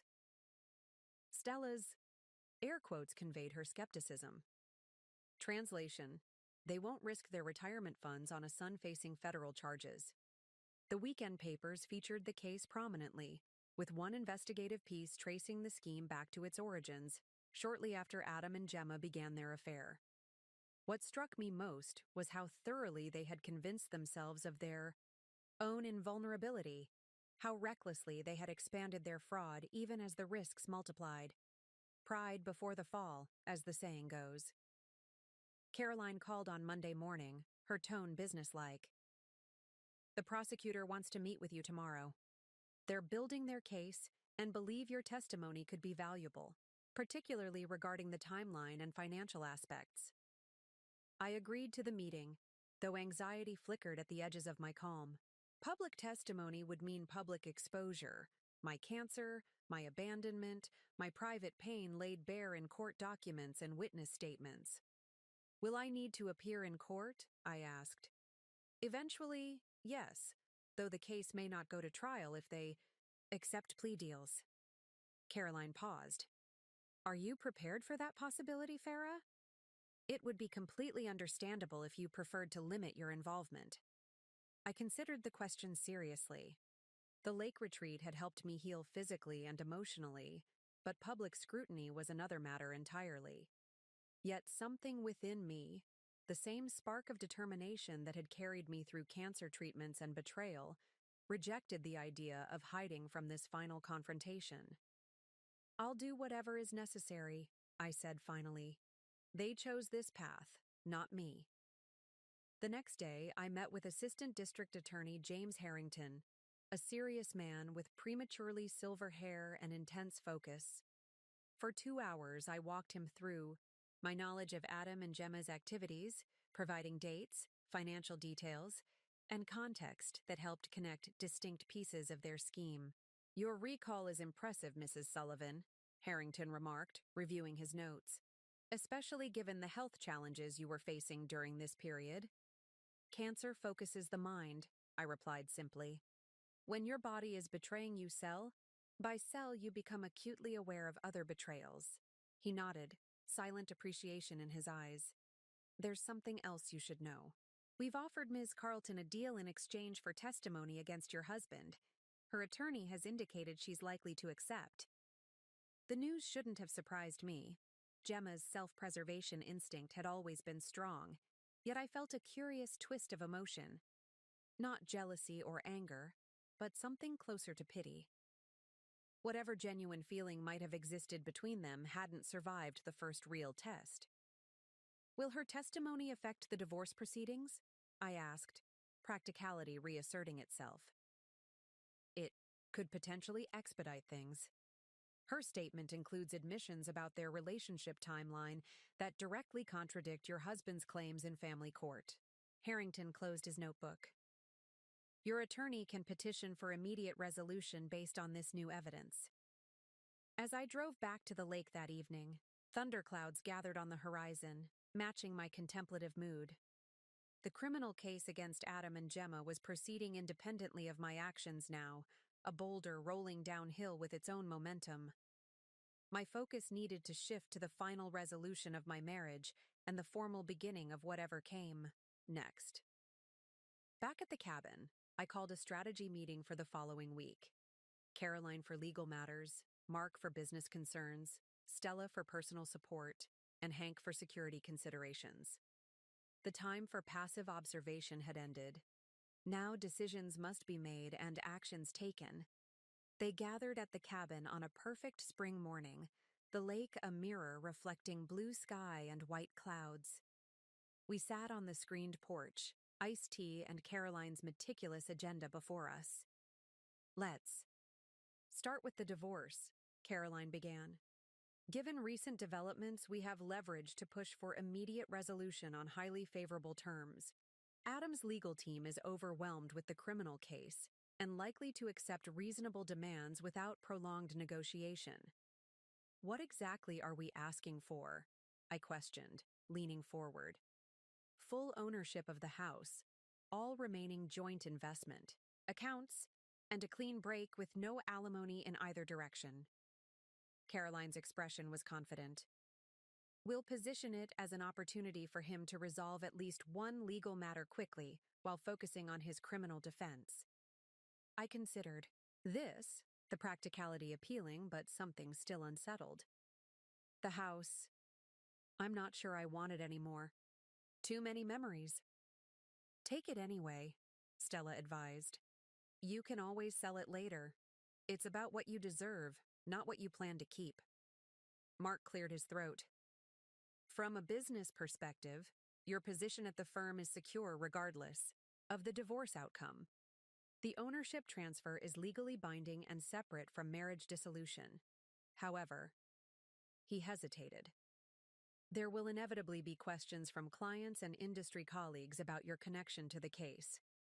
We need a communication strategy, I acknowledged. Something that establishes appropriate distance without appearing vindictive or capitalizing on their downfall. Caroline nodded approvingly. Precisely. I suggest a simple statement acknowledging the situation, expressing appropriate regret, and focusing on your continued professional commitment moving forward. What about personal security? Hank interjected. Once your involvement in the prosecutor's case becomes public, Adam may react unpredictably. He's facing potential prison time and significant financial penalties. People become desperate in those circumstances. The concern wasn't one I'd fully considered, accustomed as I'd become to the safety of my isolated retreat. What do you recommend? Basic precautions. Security system at whatever residence you choose. Post-divorce. Changed. Routines. Awareness of surroundings. His expression remained professional, but genuine concern showed in his eyes. And perhaps extending my services for the immediate future. I agreed to all recommendations, recognizing the wisdom in continued vigilance. The meeting continued with discussion of practical matters, my gradual return to work, the sale or retention of various assets, and the management of medical treatments as I transitioned back to city life. As evening approached and my impromptu advisory council prepared to depart, I felt a sense of clarity I hadn't experienced since before my diagnosis. The path forward wasn't easy, but it was visible now, a route mapped through legal, professional, and personal territories toward a future I was increasingly eager to reach. Stella lingered after the others left, helping me clear away glasses and notepads. You've changed, she observed, not for the first time. There's a certainty about you now. I smiled, recognizing the truth in her words. Cancer and betrayal strip away pretense. What remains is either broken beyond repair or forged into something stronger. I looked out at the lake, its surface now rippled by evening breeze. I'm choosing to be stronger. Later that night, as I reviewed my notes from the meeting, I added a final item to my strategy. Lottery tickets. The weekly ritual that had once been mere habit now represented something symbolic. Continuity through chaos, hope sustained through hardship.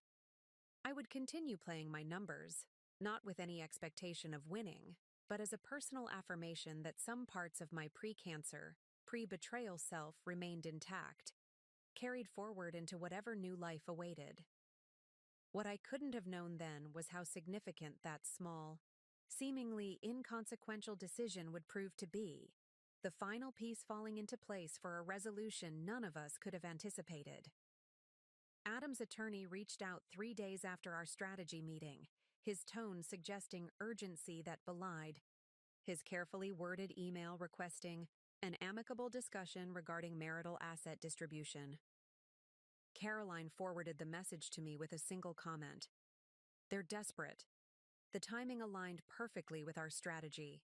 Adam needed to resolve the divorce quickly, both to free up potential assets for his criminal defense and to simplify his legal battles. His leverage had evaporated with his arrest. Mine had multiplied. How do you want to respond?" Caroline asked during our conference call. "Accept the meeting, but on our terms," I replied. "Your office, not his, and I want to be present." Caroline's momentary silence conveyed surprise. "Are you certain? These negotiations can be contentious under the best circumstances. Given your history—" "I'm certain," I interrupted gently. "I need to see him face to face. Not for closure or confrontation, but to fully understand where we stand." The meeting was scheduled for the following Thursday, giving me time for another significant step, my official return to the architectural firm. After discussing the transition with Mark, we agreed on a 3-day work week initially, with flexibility, for my continuing medical treatments. My first day back brought a mixture of awkward welcomes and genuine warmth from colleagues. News of Adam's arrest and the fraud scheme had filtered through professional circles, creating an uncomfortable awareness that hung in the air despite everyone's best efforts at normalcy. "We've prepared a statement for clients who inquire about the situation," Mark explained, showing me the carefully worded paragraph that acknowledged my marriage to Adam while emphasizing my separate professional identity and non-involvement in his activities. "It's perfect," I said, relieved to have the issue addressed directly, rather than becoming the elephant in every client meeting. The Moreland Project, once the source of Adam's inexcusable prioritization of work over my cancer diagnosis, now landed back on my desk with a poetic symmetry that wasn't lost on me. The clients had maintained their vision, but adjusted their timeline, allowing me to review the original designs with fresh perspective. Immersing myself in the creative challenges of architectural design proved unexpectedly therapeutic.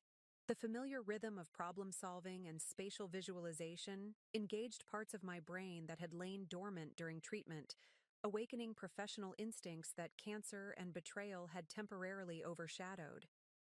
By the time Thursday arrived, I felt centered in a way I hadn't expected, not just emotionally prepared for the confrontation with Adam, but professionally and personally grounded in my reclaimed identity. Caroline's office occupied the 15th floor of a downtown high-rise, the conference room offering sweeping views of the city skyline. I arrived early, dressed in a tailored pantsuit that hung slightly loose on my still-recovering frame, but conveyed the professional confidence I needed. "Remember, you don't need to say much," Caroline advised as we waited.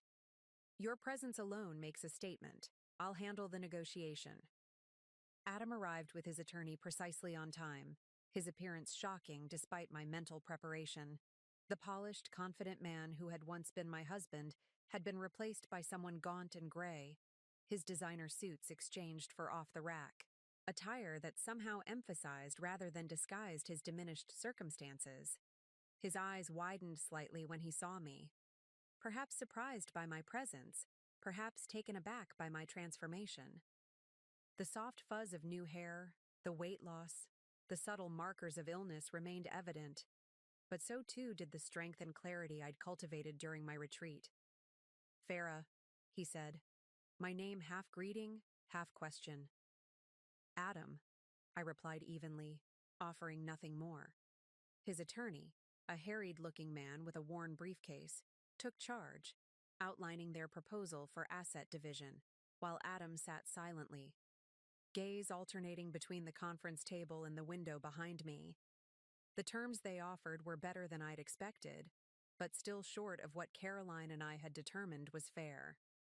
As his attorney spoke, I observed Adam carefully, noting the nervous tap of his fingers, the tightness around his mouth, the shadows beneath his eyes.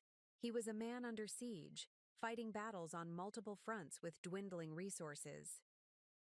When his attorney finished, Caroline outlined our counterproposal methodically, full ownership of the house, complete access to all investment accounts not directly implicated in the fraud investigation, and my existing ownership of Adam's former share in the architectural firm to remain undisturbed. These terms are unworkable, Adam's attorney objected. My client requires liquidity for his ongoing legal expenses. The investment accounts were largely built through my client's prudent financial planning during years when Mr. Sullivan prioritized lifestyle spending, Caroline interrupted smoothly. Furthermore, your client's current legal difficulties stem directly from activities he pursued while abandoning his wife during her cancer treatment. The court will take a dim view of any attempt to use marital assets to defend himself against charges related to his affair and subsequent criminal activities. Adam flinched visibly at the blunt assessment. For the first time, he looked directly at me, something like shame flickering across his features before hardening into resignation. I've prepared documentation showing exactly how much of those assets came from my client's income and careful investment, Caroline continued, sliding a folder across the table. I'm confident a judge would award her considerably more than we're requesting. This offer is generous under the circumstances. The attorney leafed through the documents, his expression growing increasingly troubled. After a whispered consultation with Adam, he straightened. We'll need to review these figures and consult with our financial advisors. Of course, Caroline agreed. However, this offer expires in 48 hours. After that, we proceed to court and request full financial disclosure, including any accounts or assets Mr. Sullivan may have established during his relationship with Ms. Carlton. Adam paled slightly, suggesting there might indeed be hidden resources, not yet discovered by authorities. Interesting. As the meeting concluded, Adam lingered while his attorney gathered papers. Could I have a moment? He asked, looking at me rather than Caroline. I glanced at my lawyer, who raised an eyebrow in silent question. 5 minutes, I decided. Caroline can stay. Adam waited until his attorney had stepped outside before speaking. You look better than I expected. Cancer treatment has advanced considerably, I replied neutrally. And I had excellent medical care. He nodded, eyes dropping to his hands. I want you to know that I regret how everything happened. The timing especially. It wasn't planned. That way. The non-apology hung in the air between us, remarkable for what it didn't acknowledge. That he had abandoned me at my most vulnerable, that he had betrayed me with my friend, that he had systematically drained our accounts while I fought for my life. Is there something specific you wanted to discuss about the settlement? I asked, steering the conversation back to practicalities. He seemed to deflate further. No, just the house. I was hoping we might consider selling it and dividing the proceeds. There are too many memories there now. For you, perhaps, I said, a hint of steel entering my voice. For me, it represents 10 years of investment, financial and emotional. I'll decide its fate, not you. He accepted this with a nod, already standing to leave. At the door, he paused, looking back with an expression I couldn't quite decipher. For what it's worth, I'm glad you're recovering. You deserve that much at least. After he left, Caroline turned to me. Professional mask momentarily dropped to reveal genuine curiosity. How do you feel? I considered the question carefully, examining the emotional response to this first direct encounter with Adam since his departure. What I discovered surprised me. Not anger or vindication or even satisfaction, but something closer to pity mixed with a calm detachment that would have been impossible months earlier. I feel complete, I said finally. Like I've closed a circuit that was left open. He's just a man who made terrible choices, not the center of my universe anymore. She smiled, understanding in her eyes. That's the best outcome we could hope for.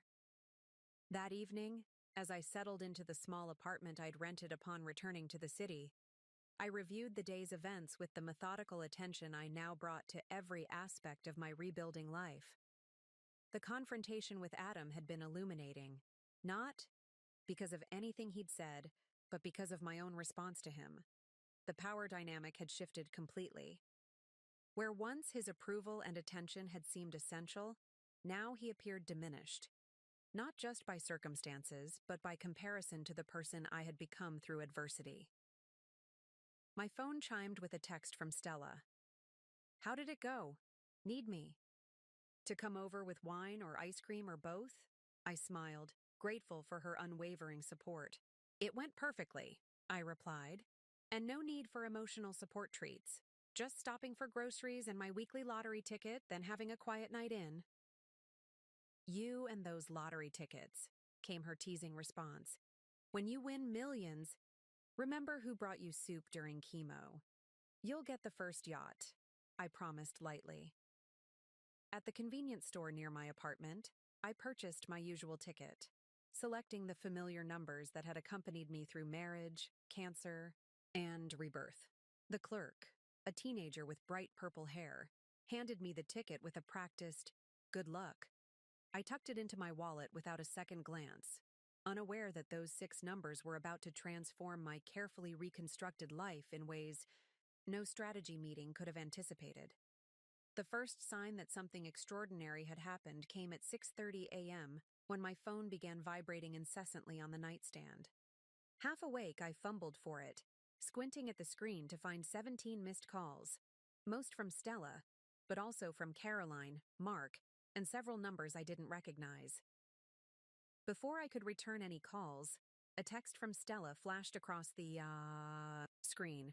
"Call me right now. Have you checked your ticket?" Ticket? My mind, still foggy with sleep, took a moment to make the connection. The lottery ticket. Last night. Pulse suddenly racing, I opened my browser and searched for the previous night's lottery results. The 6 winning numbers appeared on the screen, and for a long moment, I simply stared at them, unable to process what I was seeing. They were my numbers. The ones I'd played faithfully for years. The ones representing significant dates from a marriage that no longer existed. I scrambled out of bed, nearly tripping over the throw rug in my haste to reach my purse. The ticket was there in my wallet, the numbers matching perfectly with those on my phone screen, $47,800,000. The largest jackpot in 3 years. My legs gave way, and I sank to the floor, ticket clutched in suddenly trembling hands. This couldn't be real. People like me, people who'd endured cancer and betrayal and financial manipulation, didn't suddenly win multi-million-dollar lotteries. It was too perfect, too precisely timed, too much like divine intervention in a life that had seen precious, little evidence of benevolent higher powers. My phone rang again, Stella, for the 18th time that morning. I answered automatically, my voice barely a whisper. "Did you see?" she demanded without preamble. "Tell me you've checked your ticket." I checked, I managed. It's my numbers." "I know!" she shrieked, loud enough that I had to hold the phone away from my ear. "It's all over the news. Single winning ticket sold at Mayfield convenience store." "That's your store, Farah. Your store." The reality began to penetrate my shock. I had won nearly $48 million. After taxes, somewhere around 28-30 million. "I need to call the lottery commission," I said, practicality asserting itself despite my dazed state. "Figure out how to claim it properly." "And you need a security plan immediately," Stella insisted. "Lottery winners become targets, Farah, especially newly wealthy divorcees with perfect cheekbones." Despite the surreal situation, I laughed. I think cancer took care of my perfect cheekbones, but point taken. I ended the call with a promise to meet Stella for lunch, then sat on my apartment floor, letting the magnitude of this development sink in. Beyond the obvious financial implications, my mind raced with the potential impact on the divorce proceedings, the criminal case against Adam, and my carefully constructed plans for rebuilding my life. Everything would change. Again, just when I'd begun to find stability. Caroline called as I was making coffee. her lawyer's measured tone barely containing excitement. "I assume you've seen the news?" "I have the winning ticket," I confirmed, still half expecting to wake from this improbable dream. "First, congratulations. Second, we need to meet immediately." Her professional instincts were already engaged. "Your divorce is not yet finalized. While the lottery ticket is your separate property according to the affidavit we filed, we need to ensure complete protection." We arranged to meet at her office at 9 a.m., giving me time to shower and attempt to compose myself. As I dressed, I caught my reflection in the bathroom mirror, the same face I'd seen yesterday, now regarding me with stunned disbelief. Cancer survivor, betrayed wife, multimillionaire. The juxtaposition seemed absurd. Outside my apartment building, I immediately noticed the news van parked across the street. Somehow, they'd already connected the convenience store location to its regular customers. I ducked back inside, calling for a rideshare from the back entrance instead. Caroline's office was prepared when I arrived, the conference room already, hosting a financial advisor, security consultant, and public relations specialist she'd assembled on short notice. "Lottery wins of this magnitude require immediate strategic planning," she explained as I settled into a chair, still feeling disconnected from reality. "Particularly given your ongoing divorce and Adam's legal troubles." For the next 2 hours, we outlined an approach that incorporated the lottery win into my existing strategy. The financial advisor recommended claiming the win through a trust to provide privacy protection. The security consultant suggested temporary relocation until media interest subsided. The PR specialist drafted a brief statement acknowledging the win while declining further interviews. "What about Adam?" I asked finally, the question that had lingered since I'd verified the numbers. "How will this affect the divorce?" Caroline's expression was carefully neutral. "Legally, the lottery win is your separate property, documented. Through the affidavit, we filed establishing your history of playing these numbers with personal funds. Adam has no claim to these winnings." "But?" I prompted, hearing the unspoken reservation in her tone. "But he may try to delay finalizing the divorce, hoping to leverage your sudden wealth for a more favorable settlement." She straightened a paper, clip with precise movements. "He's desperate for funds for his legal defense. This news will only intensify that desperation." As if summoned by our discussion, Caroline's assistant knocked and entered with a message. "Mr. Sullivan's attorney just called. He'd like to revisit the settlement terms in light of, quote, changed financial circumstances." The speed of Adam's response was both predictable and disappointing. Not even 24 hours had passed since the drawing, yet he was already maneuvering to capitalize on my good fortune. "Declined," Caroline replied immediately. "Our settlement offer stands as presented yesterday, with the 48-hour deadline unchanged." After the meeting disbanded, I sat alone with Caroline, the morning's whirlwind of activity settling into a strange calm. "How are you really feeling about this?" she asked, setting aside legal pads and documents to focus fully on me. I considered the question seriously. "Overwhelmed, confused, like the universe has a very strange sense of humor." I met her gaze directly. "And determined not to let this windfall derail the progress I've made. Money changes circumstances, not character." She nodded approvingly. "That perspective will serve you well. Many lottery winners find sudden wealth more curse than blessing because they're unprepared for the psychological impact. After cancer and betrayal, I think I can handle unexpected fortune," I replied, surprising myself with the certainty in my voice. By early afternoon, news of my identity as the lottery winner had leaked to local media. My phone exploded with messages, childhood acquaintances, distant relatives, former colleagues, all suddenly remembering our deep connection. I silenced notifications, following the security consultant's advice to minimize digital exposure. Stella met me at a private dining room in an upscale restaurant, having navigated past reporters to reach me.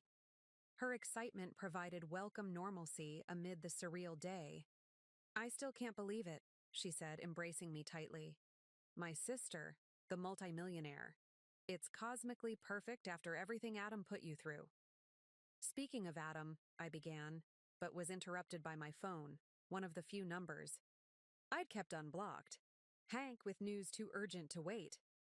Adam's outside your apartment building, he reported tersely, pacing the sidewalk, looking agitated. I've stationed someone to monitor but wanted you to know immediately.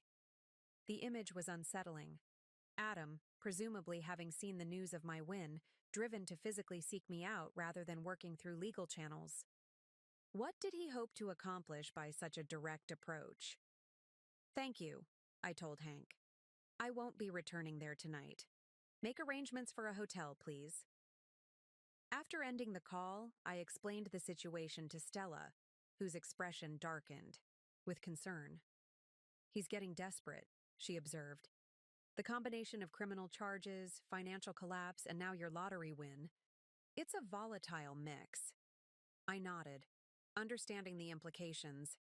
Adam had lost everything that once defined his identity: professional standing, social position, financial security. Meanwhile, I, the wife he'd abandoned during cancer treatment, had not only survived but now possessed the wealth and freedom he'd sacrificed everything to pursue. It was, as Stella had said, cosmically perfect and potentially dangerous. That evening, settled in a luxury hotel suite under a pseudonym, I watched local news coverage of my win. The convenience store owner beamed with pride at having sold the winning ticket. Neighbors offered quotes about my character and recent challenges. Financial experts discussed tax implications and statistical improbabilities.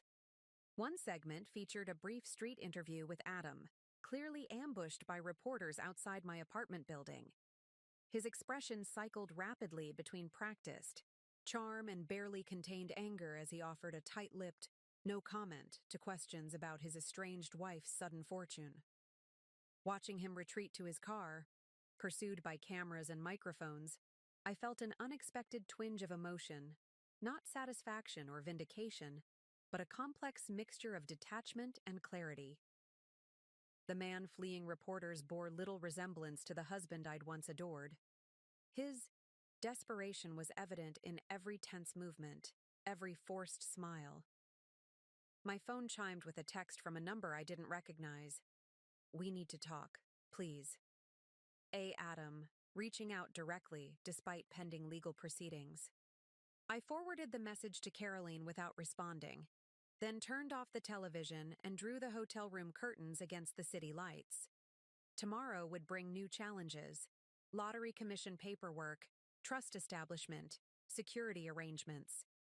But tonight, alone in the quiet of an anonymous hotel room, I allowed myself to fully absorb the day's extraordinary turn of events. Cancer had taught me life's fragility. Adam's betrayal had taught me love's impermanence. Now fate or chance or cosmic justice had delivered an unexpected third lesson: fortune's capacity to change everything in an instant. The irony wasn't lost on me. The numbers that had once commemorated milestones in my marriage had now funded my complete independence from it. The following morning brought a carefully orchestrated series of events that would permanently alter the trajectory of my life. At 9 a.m., Caroline and I arrived at the State Lottery Commission offices through a private entrance, avoiding the media gathered at the main doors. By 11 a.m., I had completed the necessary paperwork to claim my winnings through the newly established Phoenix Trust, named for the mythical bird that rises from ashes, a symbolism not lost on Caroline when I suggested it. Appropriate, she had commented with a small smile. Lottery officials confirmed what we already knew.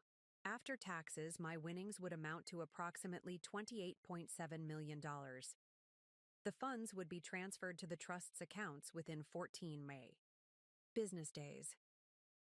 As we left the commission offices, Caroline received a call from Adam's attorney. His voice was audible even without speakerphone, a forceful barrage of arguments about changed circumstances, and equitable distribution that Caroline listened to with professional patience before delivering her response. My client's position remains unchanged. The lottery winnings are her separate property, documented by legal affidavit filed well before the winning ticket was purchased. Furthermore, Mr. Sullivan abandoned Mrs. Sullivan during cancer treatment, emptied joint accounts, and is now facing criminal charges for fraud committed during their marriage. Her tone was calm, but resolute. The settlement offer expires at 5 p.m. today. After that, we proceed to court with full financial disclosure requests, including detailed investigation of any remaining assets from Mr. Sullivan's fraudulent activities. She ended the call and turned to me. They'll accept the offer. How can you be sure? Because they have no choice. Adam needs this divorce finalized before his criminal trial. A contentious divorce proceeding would only complicate his defense, strategy, and potentially reveal additional financial improprieties. Her confidence was unshakable. The lottery win doesn't change the legal reality of his position. She was right. At 4:37 p.m., Adam's attorney delivered signed settlement documents accepting our original terms, the house, the investment accounts, and my firm ownership all secured without any claim on my lottery winnings. The divorce would be finalized within 30 days, an expedited timeline facilitated by Adam's desire to simplify his legal battlefronts. My masterstroke, however, wasn't the lottery win, an event of pure chance despite its perfect timing. It came the following day, when I met with Assistant District Attorney Harrington to discuss my continued cooperation with the criminal case against Adam and Gemma. I've been thinking about their victims, I began, having rehearsed this conversation carefully. The investors they defrauded. Harrington nodded. Unfortunately, recovery of funds will be limited. Much of the money is gone, spent on lifestyle expenses or hidden in accounts we haven't yet located. What if I could help with that? I placed a document on his desk, a proposal I'd developed overnight with Caroline and my financial advisors. I'd like to establish a restitution fund for the verified victims, $3 million from my lottery winnings, distributed proportionally based on their losses. Harrington stared at the document, then at me, clearly stunned. That's extraordinarily generous, Mrs. Sullivan, but these weren't your crimes. You have no obligation to these people. I understand that, I replied. But I do have an opportunity to right a wrong that my husband committed. The victims deserve better than to have their life savings disappeared into Adam and Gemma's luxury lifestyle. What I didn't articulate, what Caroline had helped me understand during our late-night strategy call, was how this gesture would transform the narrative completely. No longer would I be simply Adam's abandoned wife who got lucky with a lottery ticket. Instead, I would become the woman who used unexpected fortune to help those her husband had harmed. The story broke that afternoon, not through an orchestrated press release, but through a genuine human moment. One of the defrauded investors, an elderly man who'd lost his retirement savings to Adam and Gemma's scheme, encountered me leaving the prosecutor's office. His daughter recognized me from news coverage of the lottery win. "You're her," she said, stopping me on the courthouse steps. The lottery winner, Adam Sullivan's wife. Ex-wife, very soon, I corrected gently. The man stepped forward, his expression a mixture of anger and despair. "Your husband took everything we had. 40 years of savings, gone." I met his gaze directly. "I know. And while I can't undo what he did, I've just established a fund to help repay those he harmed. You'll be hearing from the district attorney's office soon with details." Their shock was visible, the daughter's eyes filling with tears. A courthouse reporter, overhearing the exchange, approached for clarification.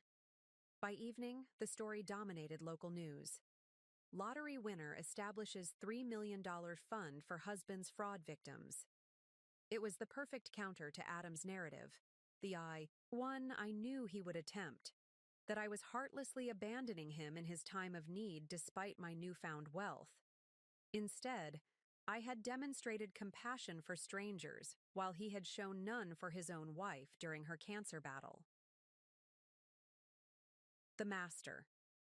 Stroke wasn't buying justice, it was reclaiming the narrative itself.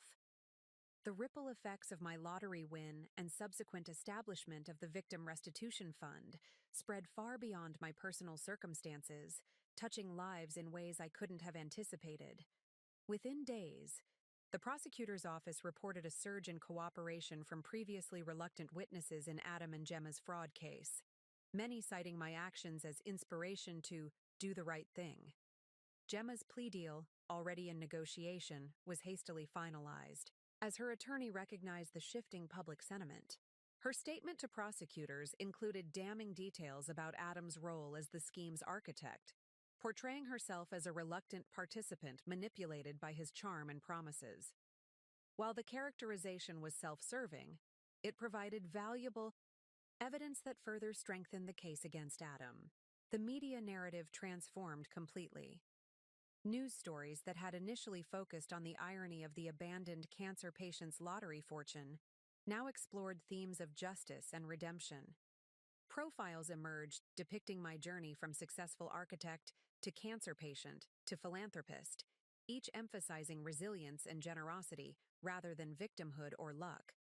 What surprised me most was the wave of correspondence from complete strangers, cancer survivors sharing their stories of resilience, betrayed spouses finding inspiration in my refusal to be defined by abandonment, young women seeking advice on financial independence. Each letter or email represented a life touched by the public version of my story, an impact I hadn't considered when focused on my own healing and justice. Caroline organized the messages into categories, helping me send personal responses to those most meaningful while establishing a template for acknowledging the others. "Your story has resonated deeply," she observed one afternoon while reviewing the latest batch. "People see themselves in different aspects of what you've experienced." I nodded, still adjusting to this unexpected facet of sudden wealth and publicity. "I never intended to become a symbol of anything." "The most powerful symbols rarely do," she replied with characteristic insight.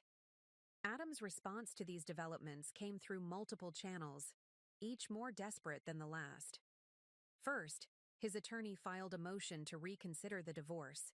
Settlement, quickly denied by the judge who cited the clear documentation of the lottery ticket as separate property. Next came attempts to contact me directly, calls from unfamiliar numbers, messages through mutual acquaintances, even a handwritten letter delivered to the firm. I maintained absolute silence, following Caroline's advice that any direct communication could potentially be manipulated or used against me. Hank's surveillance reported Adam's increasingly erratic behavior, drinking heavily at midday, arguing publicly with his attorney, once even attempting to approach Stella outside her workplace before security intervened. "He's unraveling," Hank noted during our weekly security briefing. "His trial date is approaching, his financial resources are nearly depleted, and the evidence against him continues to mount."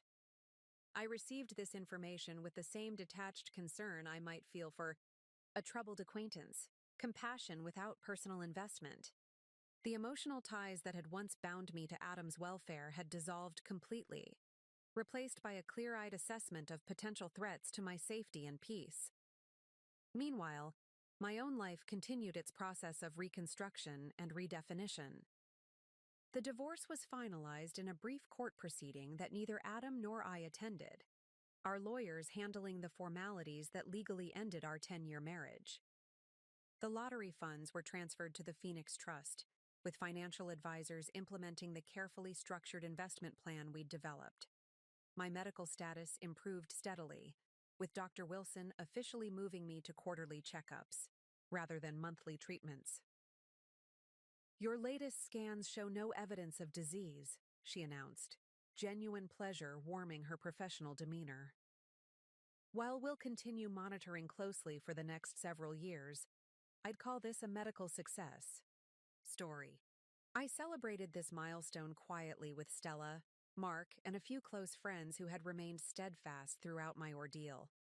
The dinner party, hosted at Stella's home rather than in public where media might intrude, featured simple food, good wine, and conversation that deliberately avoided mention of Adam, the lottery, or cancer.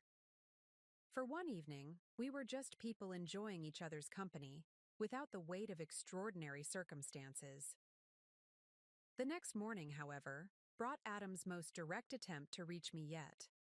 As I left my apartment building for work, having moved from the temporary hotel to a secured residential complex recommended by Hank, Adam stepped from behind a parked car, his appearance shocking despite Hank's reports.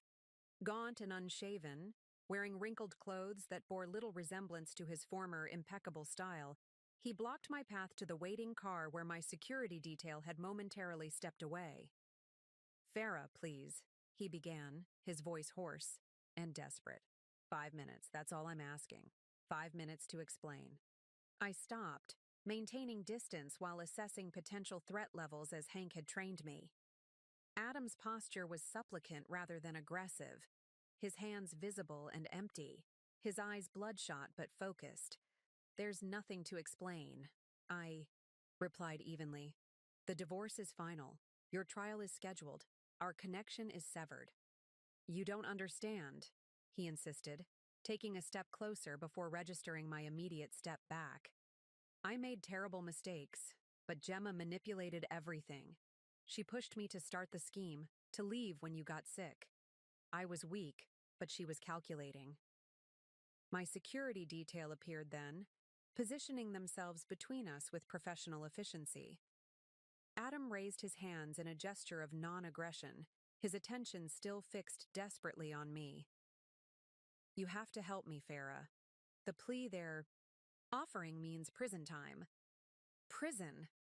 I can't." His voice broke, genuine fear flashing across his features. "I'm not built for that. You know me." That was precisely the problem. I did know him, the real Adam beneath the charming facade, the man capable of abandoning his wife during cancer treatment, the partner who had betrayed not just marriage vows, but basic human decency. "I need to get to work," I said simply, moving toward my waiting car. "Please don't approach me again. Any communication should go through our attorneys." "Farah," his voice rose as security guided me away. "You won the lottery! Millions! You could help me and never even feel it." The naked entitlement in his plea, the assumption that my good fortune somehow obligated me to rescue him from consequences, confirmed everything I'd come to understand about the man I'd once loved.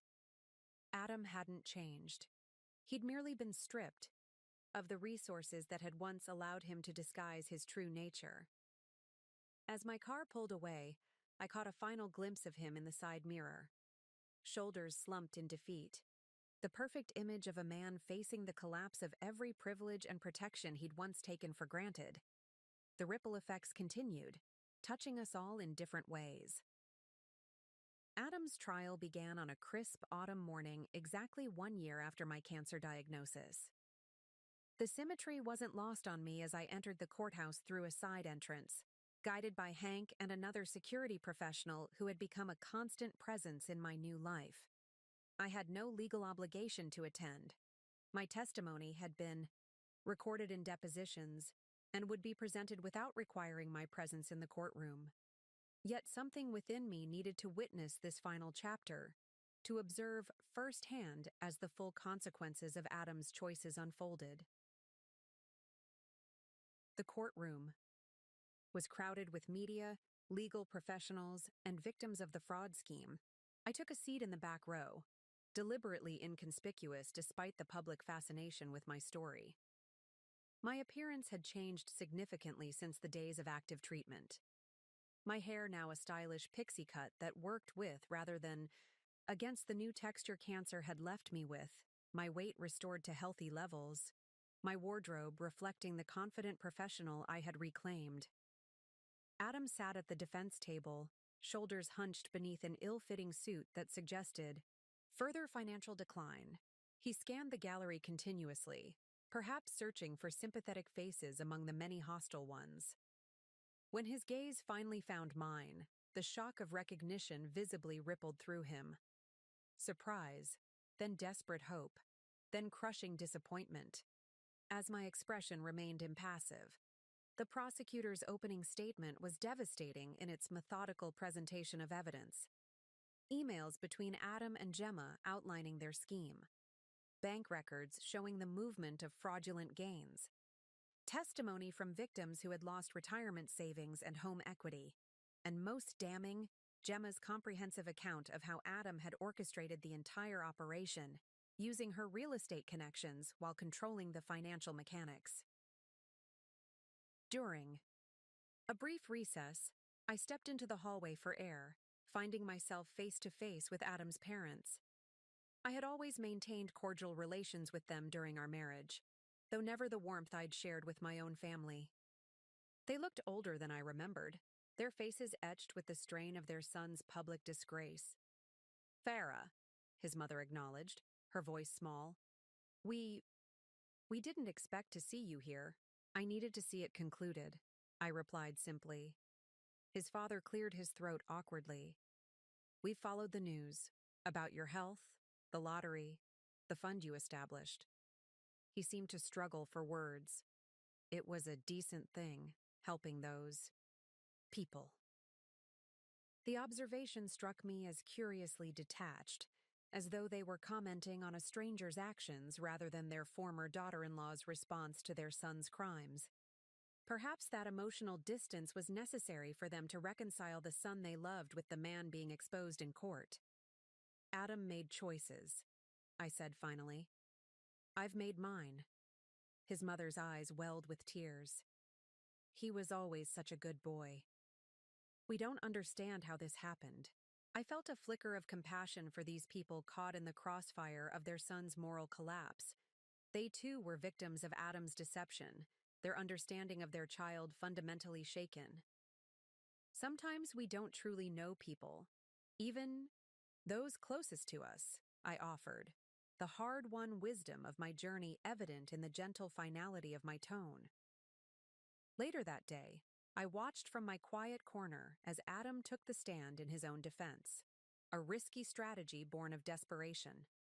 His testimony was a masterclass in deflection and minimal acknowledgement, admitting to errors in judgment and professional shortcuts while attempting to shift the most serious offenses onto Gemma's shoulders.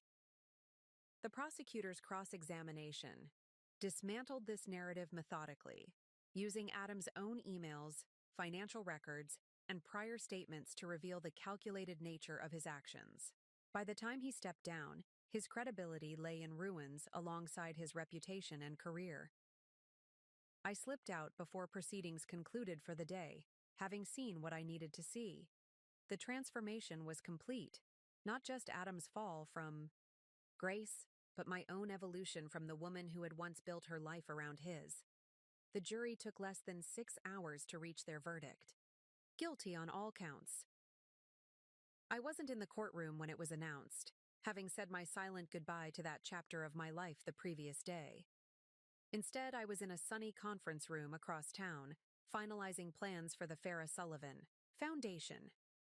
The Victim Restitution Fund generated significant goodwill, my new philanthropic advisor explained, spreading concept documents across the polished table. A permanent foundation could build on that momentum while addressing causes you're passionate about. The foundation would focus on 3 areas close to my heart: cancer support for patients facing treatment without adequate family networks, financial literacy programs targeting women in vulnerable positions, and architectural scholarships for promising students from disadvantaged backgrounds. The symmetry felt right, each program addressing an aspect of my journey, transforming personal trials into community resources. News of Adam's conviction reached me via text from Caroline, a simple message. "Guilty all counts. Sentencing in 3 weeks. Call if you want details." I acknowledged receipt, but didn't request further information. The specifics of Adam's punishment, while once central to my sense of justice, now felt like footnotes to a story I was no longer actively writing. That evening, I returned to the lake cabin for the first time since claiming my lottery winnings. The familiar drive along winding roads triggered memories of my strategic withdrawal months earlier. How desperate and determined I'd been, seeking space to heal both body and spirit among the pines and quiet waters. The cabin looked smaller, somehow, though nothing had physically changed. Perhaps I was the one who had expanded, growing beyond the confines of the person who had sought refuge here. I settled on the screened porch with a glass of wine, watching daylight fade across the lake that had witnessed my transformation. My phone chimed with a message from Mark. Moreland project presentation approved unanimously. Client specifically praised your innovative resilience. Thought you'd want to know. I smiled, professional satisfaction warming me alongside personal contentment. The architectural firm continued to thrive under our joint leadership, my creativity, renewed and enhanced by experiences that had initially seemed purely destructive. Some of my best designs now incorporated elements of organic resilience and strategic adaptation, concepts I understood intimately from rebuilding my own life. The following week brought Adam's sentencing hearing. 8 years in federal prison, plus restitution payments that would follow him long after his release. The judge's comments were particularly pointed, noting the callous exploitation of trust and remarkable absence of genuine remorse evident. Throughout the proceedings, I received this news with a measured emotional response, neither vindictive satisfaction nor misplaced sympathy. Justice had taken its course, independent of my personal feelings. Adam would face consequences proportionate to his actions, while I continued building a life no longer defined by his betrayal. Gemma, having cooperated extensively with prosecutors, received a lighter sentence, 3 years plus probation. Our paths would never cross again, her name fading from relevance in my story apart from occasional legal updates from Caroline regarding restitution payments. As spring returned to the lake, I finalized plans for a new home, neither the modernist showpiece I'd shared with Adam, nor the rustic cabin of my recovery. Working with a talented young architect from our firm, I designed a space that honored both the strength I'd found in simplicity and the beauty I still valued in thoughtful design. The lakefront property, purchased quietly through the trust, would become my permanent residence and occasional retreat from a public life I hadn't sought, but now navigated with increasing confidence.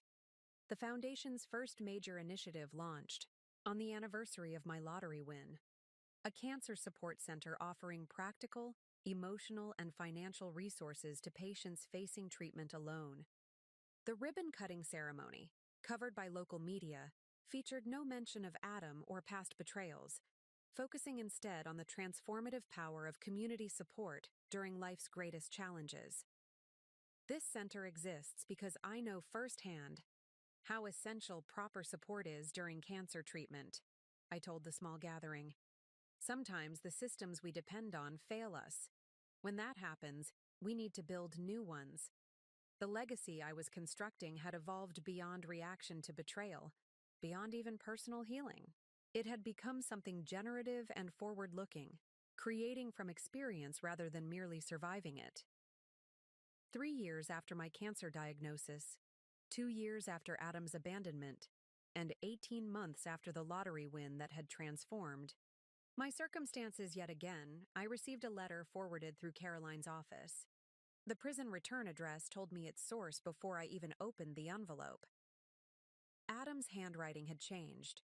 Once confident and flowing, now cramped and hesitant on the institutional stationery. I considered discarding it unread, but some sense of completion urged me to at least acknowledge this final communication. Farah, he began without preamble. I've had 2 years of federal prison to consider where my life went wrong. At first I blamed circumstances, then Gemma, then even you for not understanding the pressure I was under. It's taken this long to recognize the truth. I destroyed everything valuable in my life through my own choices, my own flaws, my own inability to be the man I pretended to be. The letter continued for 3 pages, neither asking for forgiveness nor offering excuses. Instead, it revealed someone finally confronting the reality of his character and actions without the defensive shields that had defined him. Whether prison had genuinely changed him or merely stripped away his capacity for self-deception, I couldn't determine. Perhaps the distinction didn't matter. I placed the letter in a file with other documents from that chapter of my life: divorce papers, medical records, newspaper clippings about the trial. Not prominently displayed, but not discarded either. Part of a history I neither denied nor dwelled upon. That same afternoon, I met with the Foundation's board to review our expanded initiatives, including a new housing program for cancer patients traveling for specialized treatment. The conference room overlooked the city where my journey had unfolded. The hospital where I'd received my diagnosis visible in the distance. The courthouse where Adam had faced justice. The convenience store where a random lottery ticket had defied all odds. The 5-year survival statistics for patients with adequate support are significantly higher, Dr. Wilson, now a valued Foundation advisor, explained to the board. What we're creating here addresses a critical gap in cancer care. Later, walking along the lakeshore path near my new home, I reflected on the extraordinary sequence of events that had brought me to this point. The cancer that might have killed me, but instead revealed my strength. The betrayal that should have broken me, but instead freed me from an unworthy relationship. The lottery win that could have defined me, but instead became a tool for meaningful impact. None of these transformative events had been within my control. They were blows of fate, positive and negative, landing with arbitrary force. What I had controlled was my response to each, the meaning I assigned, and the direction I chose in their aftermath. My phone chimed with a message from Stella, including a photo of her daughter, my niece, proudly displaying an architectural drawing she'd created just like Aunt Farah. The simple joy of this connection brought unexpected tears. Family, friendship, creative work, philanthropy. These were the true fortunes in my reconstructed life.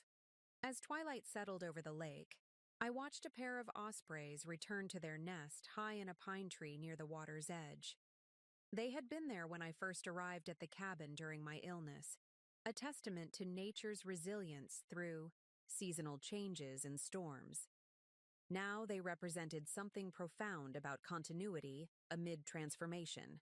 The nest, repeatedly damaged by winter winds, rebuilt each spring. Fundamentally the same, yet subtly different with each iteration. I had survived cancer's cellular rebellion. I had endured Adam's devastating betrayal. I had managed the mixed blessing of sudden wealth with integrity and purpose. Each challenge had altered me. Each response had revealed me. Each rebuilding had strengthened me. The woman who had once defined herself as Adam's wife, as a cancer patient, as a lottery winner, now stood complete in her own right: architect, survivor, philanthropist, friend, sister, aunt, and most importantly, herself. Not defined by what had happened to her, but by what she had chosen to create from those happenings. The path forward stretched invitingly before me, no longer shadowed by illness or betrayal. I had emerged from the crucible of that terrible year, not just healed but transformed, carrying forward the wisdom gained without being weighed down by the pain that had birthed it. Some might call it karma that Adam now lived confined within prison walls while I enjoyed expansive freedom. Others might see cosmic justice in my financial windfall after his attempts to leave me destitute. But I recognized a deeper truth. The real victory wasn't in his punishment or my good fortune, but in the person I had become through it all. Person who could read his letter without rancor, who could build a foundation to help others through similar trials, who could appreciate an osprey's nest as a metaphor for her own resilient spirit. The setting sun cast long shadows across the water as I turned toward home, at peace with all that had been and all that might yet be. Up next, you've got 2 more standout stories right on your screen. If this one hit the mark, you won't want to pass these up. Just click and check them out. And don't forget to subscribe and turn on the notification bell so you don't miss any upload from us.